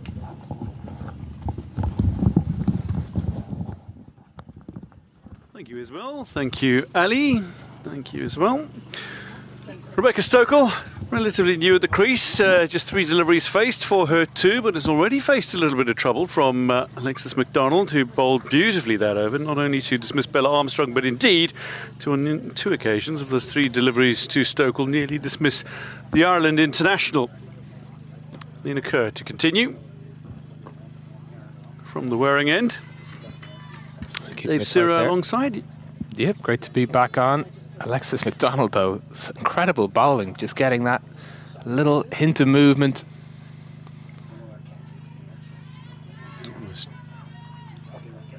Straight back down into the ground there from Annabelle Squires. Fine hockey player as well. At Wesley College in Dublin, where she played. Took Wesley College to the Kate Russell tournament, but this is put down by Nina Kerr, I think. Judging by the body language, not a bump ball, judging by the body language. This is played firmly, though, behind square on the leg side. Nina Kerr getting around quick. Nina Kerr bowling very nicely to start, but needs a field to get around quickly to cut that off. Indeed, just the 1. Yeah, she'd be very good if she was bowling and up the hill as well. Just the wrong Kerr. It's the wrong Kerr. The wrong Kerr. Oh, it is. But Nina Kerr fielded very well up the hill earlier on. Bowling very well here too. This is turned away by Stokel. Alexis McDonald. Just a bit happening here now. Just little shouts. Possibly just need a chance here. Yeah, the Kerr sisters, Nina and Phoebe, and then the Bond sisters playing today are Katie and Erin. Isla not playing today. This is down leg. It's all claimed. So at the end of an interesting over, maybe a half a chance for Nina Kerr. End of 9, 75 for 1 on Merrion, chasing 125. They need 50 for victory. That's off 11 overs, so just over 4.5 and over. Now, in the over, just the body language suggested this came straight back at Nina Kerr. Yeah, straight off the bat. It would have been incredible if she'd managed to reach it. Left hand outstretched. Yeah, that's it. Hands in the head. You need things like that just to go your way. Moments like this, but Donald continues. She's been causing genuine problems. Rebecca Stokel, off the toe of the bat, squeezes it under the leg of Soulsby, the wicketkeeper, and will see 2 accrue. It just goes to show the problems that a left-arm swing bowler can cause. Even swinging it minimally, just that angle, you don't get it too often as well.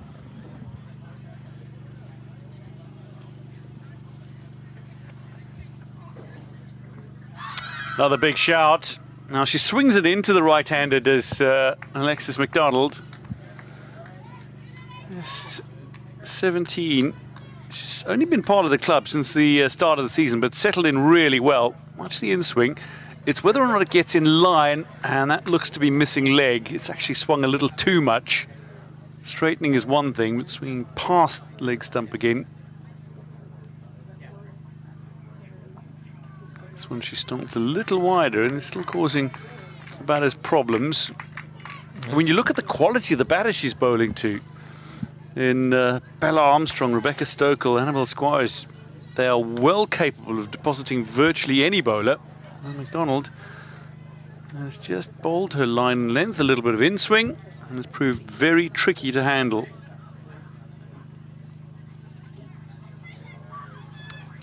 That's wide down leg. Almost a good piece of work there behind the stumps by Soulsby. Good footwork getting across. Twain, of course, you as a wicketkeeper will have. Yeah, good work, good work. She couldn't quite get the snap back, so threw the ball onto the stumps, Soulsby. By then, Stokel had dropped her bat behind the lines, and no question of being out-stumped. Yeah, maybe uncharacteristic of McDonald. You haven't seen too many wides from her. Going across, and this is clever from Rebecca Stokel. Risk and reward outside of off-stump. Decides to take on that little bit of risk, and there's a gap that she exploits very nicely indeed. Yeah, it's a very good option. Goes for the sweep shot. Just gets enough of it up and over. It was actually the delivery before the wide, and she seemed to be shaping up to play that sweep. Maybe just a bit too early on in her innings and didn't quite get the footwork correct, but on this occasion executes it perfectly. This one across her stumps, that was coming back to hit them, but there's space there again. It's a slope as well. It'll just cruise away over the rope. Back-to-back boundaries for Rebecca Stokel. Yeah, flying along. Again, goes to the sweep shot. Has made up her mind. Great position. Up and over. Yeah, she made 122 off 60 odd in, I think 56 it was, in the 137-run win over Balbriggan on Thursday, did Rebecca Stokel, so in some form. Putting pressure on the bowler, that's excellent fielding. Lanceman, the captain, drags it down. End of 10, halfway mark. Merrion are more than halfway there, 86 for 1. Yeah, she absolutely walloped this, did Rebecca Stokel. Couldn't quite get it through the field. Good piece of fielding. Batting card for you. Oh, Annabelle Squires, 15 off 24, hasn't quite got going. Stokel took a few deliveries. But those back-to-back boundaries certainly helped. 13 off 10, but it was Bella Armstrong who got Merrion off to a blistering start, going at nearly 2 a ball. 48 off 27. 14 shy of 100 at the moment on Merrion. Nina Kerr to continue. Yeah, can't quite get it through the infield. Can Annabella Squires.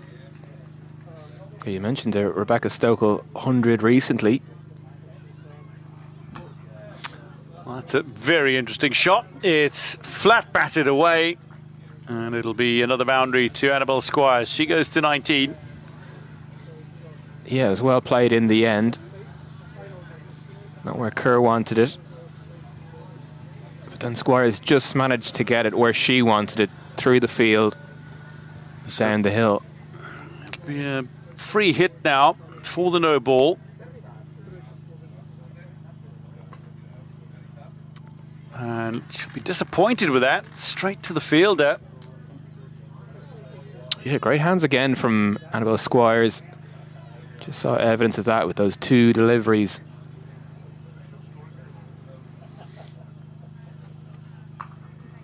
Again, far too full. Maybe a chance. So going through some of the previous finals, going back to 2022, Merrion won the title. Rebecca Stokel with 110 not out, so...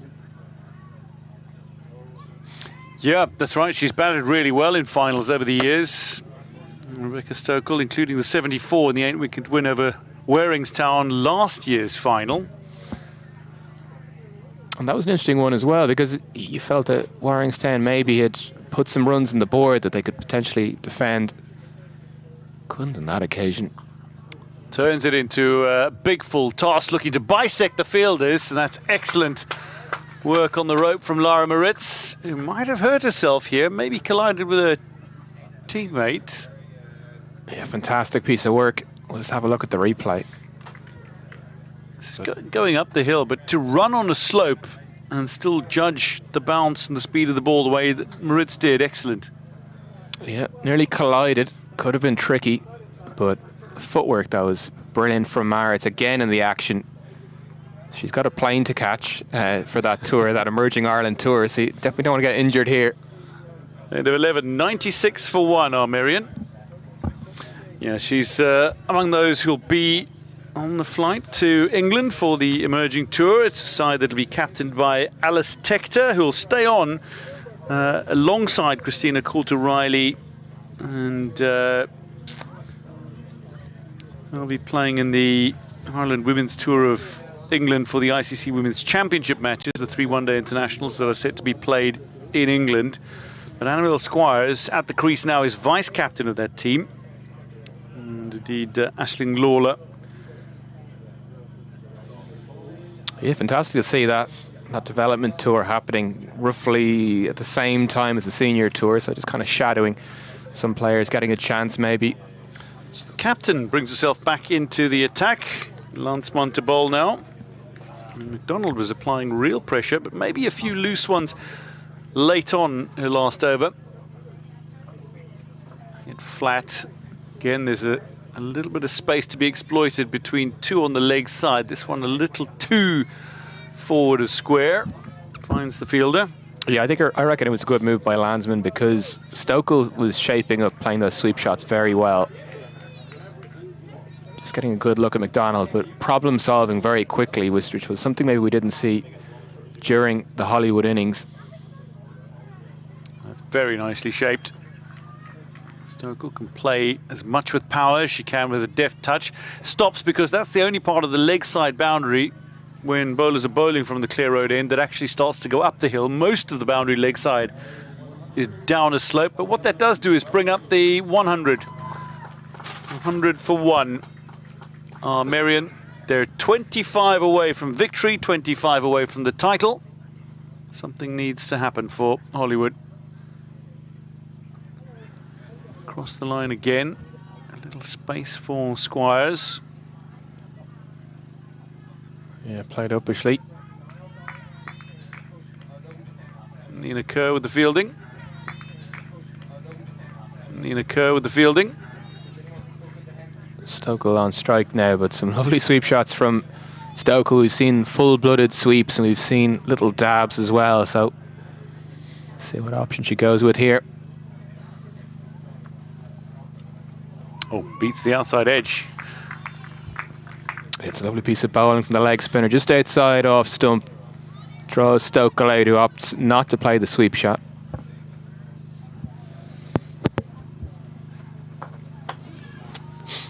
Comes down the wicket.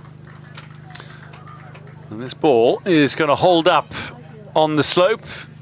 You don't quite get the elevation increase in the slope up that hill when you are watching it on television. I can tell you it is significant. Yeah, it's one of those things, you don't quite realise the slope on some of these grounds. Say even Lord's cricket ground, you don't quite make it out in the TV as much. When you're there, though, you see it fully.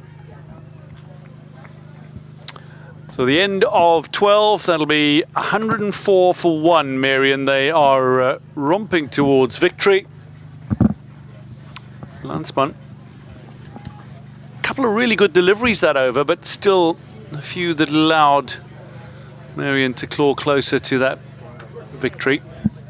Yeah, I really like those deliveries from Landsman, just on off stump, just outside, challenging Stokel, who was playing the sweep shot quite well. Also against Squires too. We saw that ball, of course, just stop on the hill. During the Holywood innings, we saw quite a few go up the hill and just race along almost. It's the speed of this outfield. Yeah, when Lara Moritz hits them, they stay hit, Definitely. generally. Could be Lara Moritz factor. Lara Moritz looking to fight her way back into international contention. So Atkinson will be bowling now. Alex Atkinson. Little in swing. Yeah, lovely piece of bowling straight up from Atkinson. Right on the money. Gets a lovely bit of movement. And then we saw movement from McDonald, from Atkinson. We haven't seen much movement throughout, except maybe off the pitch. Not a huge amount of swing from the bowlers today so far. It's interesting she's in so late because she generally bowls very accurately. This one, though, is pounced upon. Stokel puts it away for 4. And she's raced to 24. Yeah, it's full from Atkinson. Moving in. Some great movement by Stokel, though, to just have enough room to get her hands through it, not to overbalance either. Quite a tall batter is Rebecca Stokel.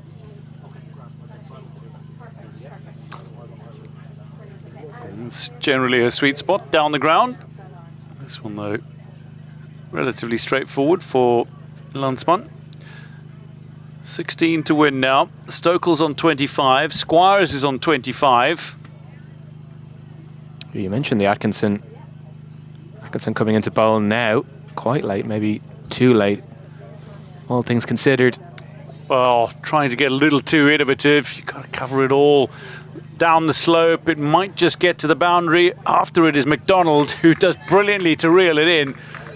Again, you can't quite see the significance of that slope, but that ball was picking up speed as it was going down the hill. Yeah, travelling hands and head from Atkinson. Very good work by the fielder McDonald, though. Yeah, you wonder maybe looking back, that opening over from Lara Moritz, 17 off it.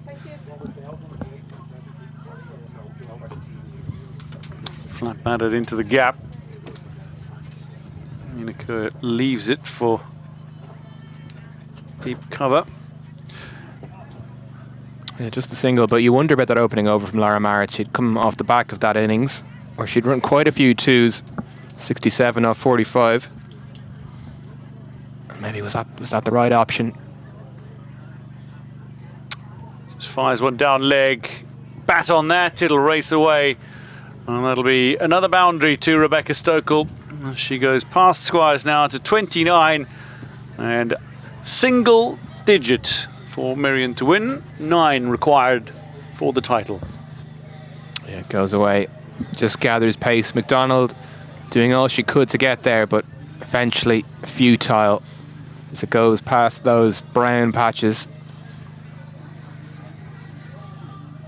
It's probably every single outfield around the country now. Parched, very quick, lightning quick.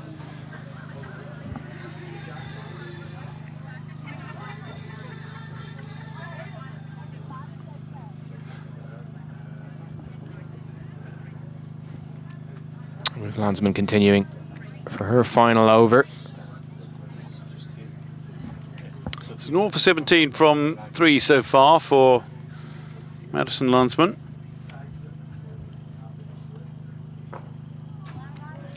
darts one in.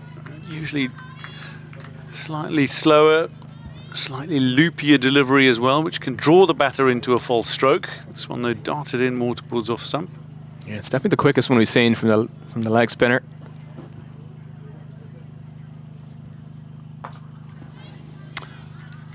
Playing at the home of a very famous leg spinner for Ireland in Cara Murray. Who featured in last year's final. She did. Ended on the losing side, however, as Merrion claimed the title. She is here today. That's played out into a little pocket of space, and maybe, oh no, Lara Moritz just too quick, gets around, cuts off the potential boundary. She really is. She's involved in almost every facet of the game. At any point, she seems to be everywhere in the field.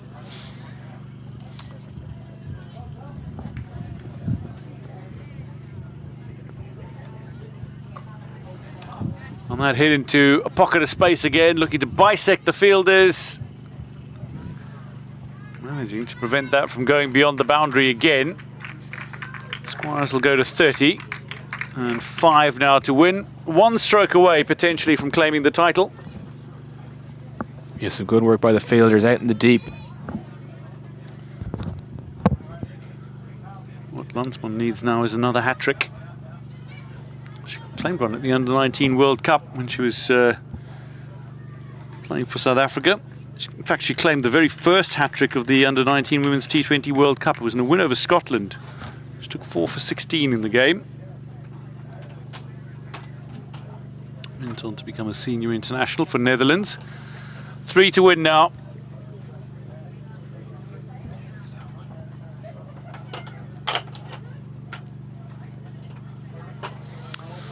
Well, that's going to be 3 runs.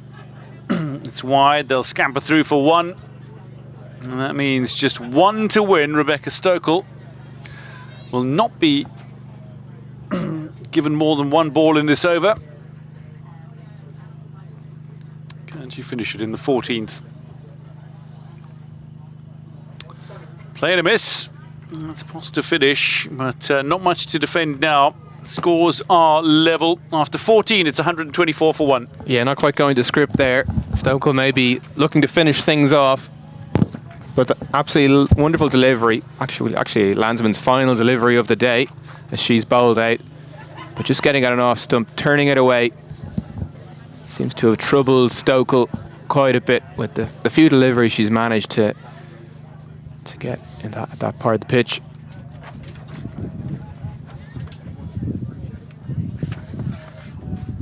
But this final very much drawing to its close.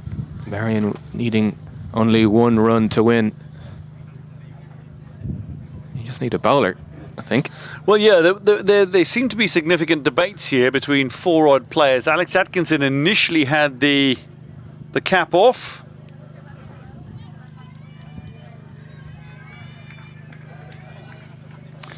So Alex Atkinson.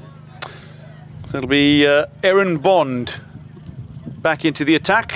0 for 22 from her first 2. After some debate. It looks like we had an answer to that debate, finally. Worked away, Annabelle Squires hits the winning runs, and that'll be a boundary 4 to conclude it. 126 for 1, or 128 for 1, the tally, as Merrion successfully claimed back-to-back titles in the All-Ireland T20 Cup finals for the 2nd time in their history. It's their 4th title overall. They won it back-to-back in 2022 and 2023.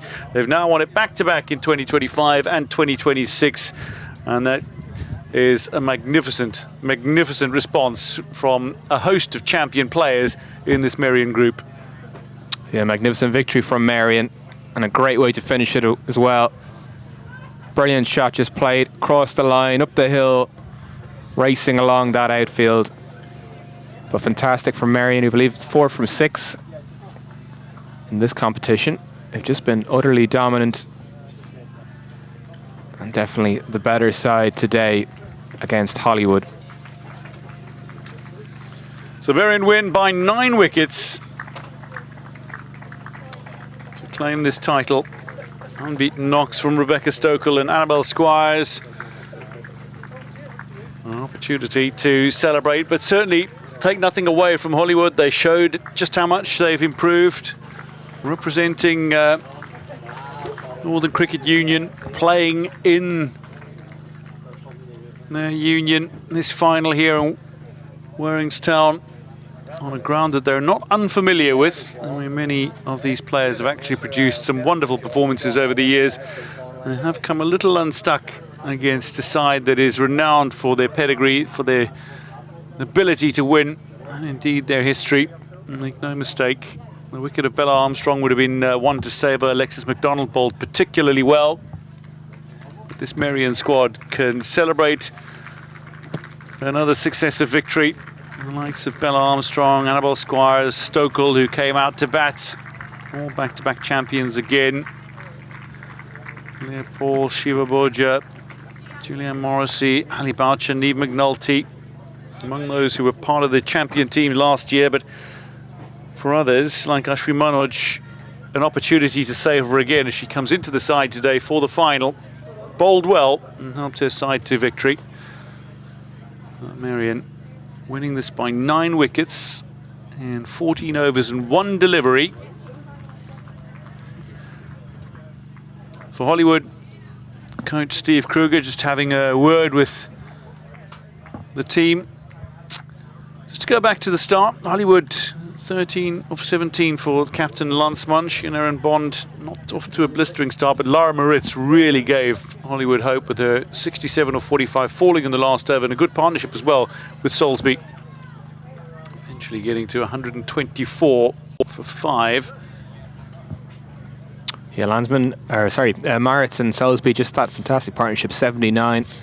Was a tricky start. They didn't quite get the lightning start that Merrion did in their power play, but Moritz really showing her class in this final. It's younger players getting the experience of a final today. McNulty with 2 wickets, the captain 2 for 20. Morrissey, though, with a very miserly spell, 1 for 17, and that one, the wicket maiden as well, which was her first over, wicket off her first delivery. Fantastic performance. Manoj getting a lot of spin as well. It was very impressive. So having been set a target of 125, Merrion chasing it down in 14 overs. Bella Armstrong falling for a well-played 48 of 27 deliveries, set the tone and really took on the opening bowler in Lara Moritz. Squires 36 not out and Stokel 29 not out to see Merrion to victory by 9 wickets here at the Lawn in Warringstown.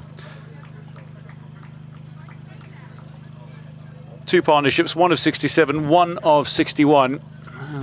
Got to say, Dave, the pick of the bowlers there was Alexis McDonald, left arm in swinger. Yeah, she really was exceptional. She got that wicket and then almost got a second one immediately afterwards. Didn't quite go her way. 1 for 20.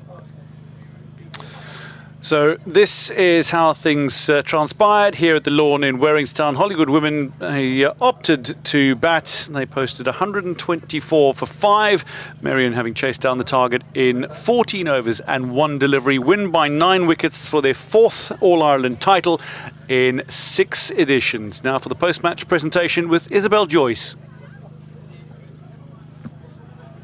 Time for the post-match presentation. We'll begin with the player of the match. I'm delighted to have Robert Bell of ST Bell & Co to present a beautiful gift hamper.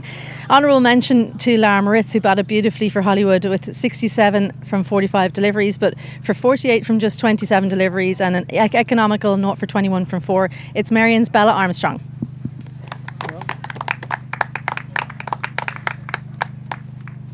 Thank you. Well done. Congratulations. Thank you.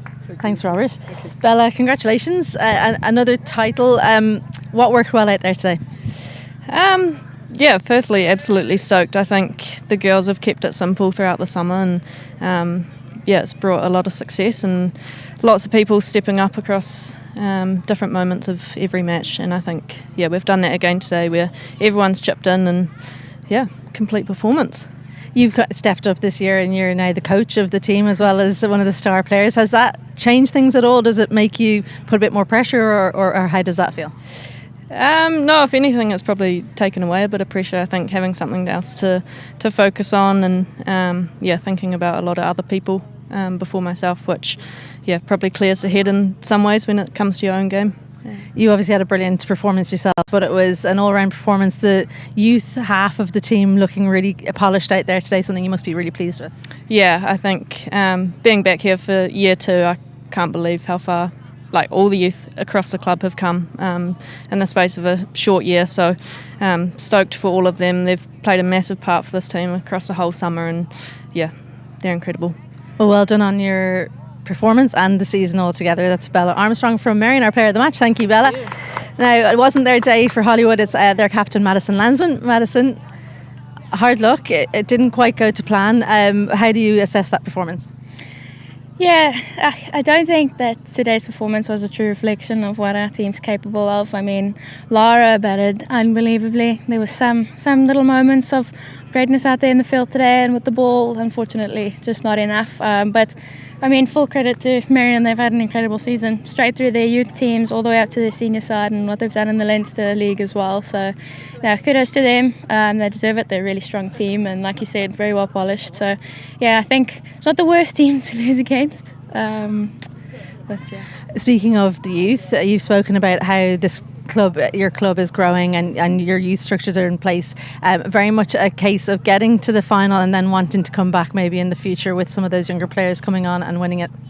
Yes, the club has grown in leaps and bounds. I mean, our youth cricket has come so far, our women's cricket as well. Last season we were runners-up in the NCU Cup final, and that hurt a lot. We wanted to just work hard and come back much stronger, and we did. I mean, to have come as far as we have now with the young, developing team that we've got going through, I couldn't be prouder of the girls. It fuels the fire to build towards next year and to do even better. If we manage to better our run in the NCU Cup to come through all the way to the All Ireland final, we're going in the right track. Yeah. So we'll see you here again next year. I hope so, yeah. Okay, thank you so much for your time, Madison. Hard luck. Now it's time to hear from Merrion captain, a very happy Niamh McNulty. Well done, Niamh. First of all, in your own performance, 2 for 20, you must be pleased with that return. Yeah, for sure. It's great to start a game on the right foot. Early wicket always helps. What about backing that up 2 years and 4 out of the 6 titles? A trophy that Merrion likes contesting. Yeah, for sure. I think the experience helps. Being in this competition before, being in an environment of a final, definitely helped us today with nerves and just sticking to routines. What in particular pleased you about that performance? I think our fielding was brilliant. I think we all backed each other. That's something we've really improved on this year. Our youth, everyone has a role on the pitch no matter where they are, and I think that showed today. What about the bowling changes? You have so many bowlers. Is that a challenge for you as captain? Yeah, for sure. I think it depends on which batter's in pitch. It's great that we have that options and the variety, and I think everyone, no matter how big or small, had a role in their bowling attack today. So 2 titles in 2 years. What's next for this group? I think it's just to keep building. If titles come with that, great. But I think just keeping basics right at the ground level in the club is all we look forward to. Okay, well, congratulations, deserved winners on the day. That's Merrion's Niamh McNulty. Thank you, Niamh. And so Merrion winning 2 and 2, 4 out of 6 in the competition's history. We're not done for today. Make sure you don't go too far because we've got the men's final in the Avara All-Ireland T20 coming up. That's going to go live at about 2:50, so you've got a little bit of time before you come back and join us for that. We hope you've enjoyed the coverage this morning, and we'll see you soon.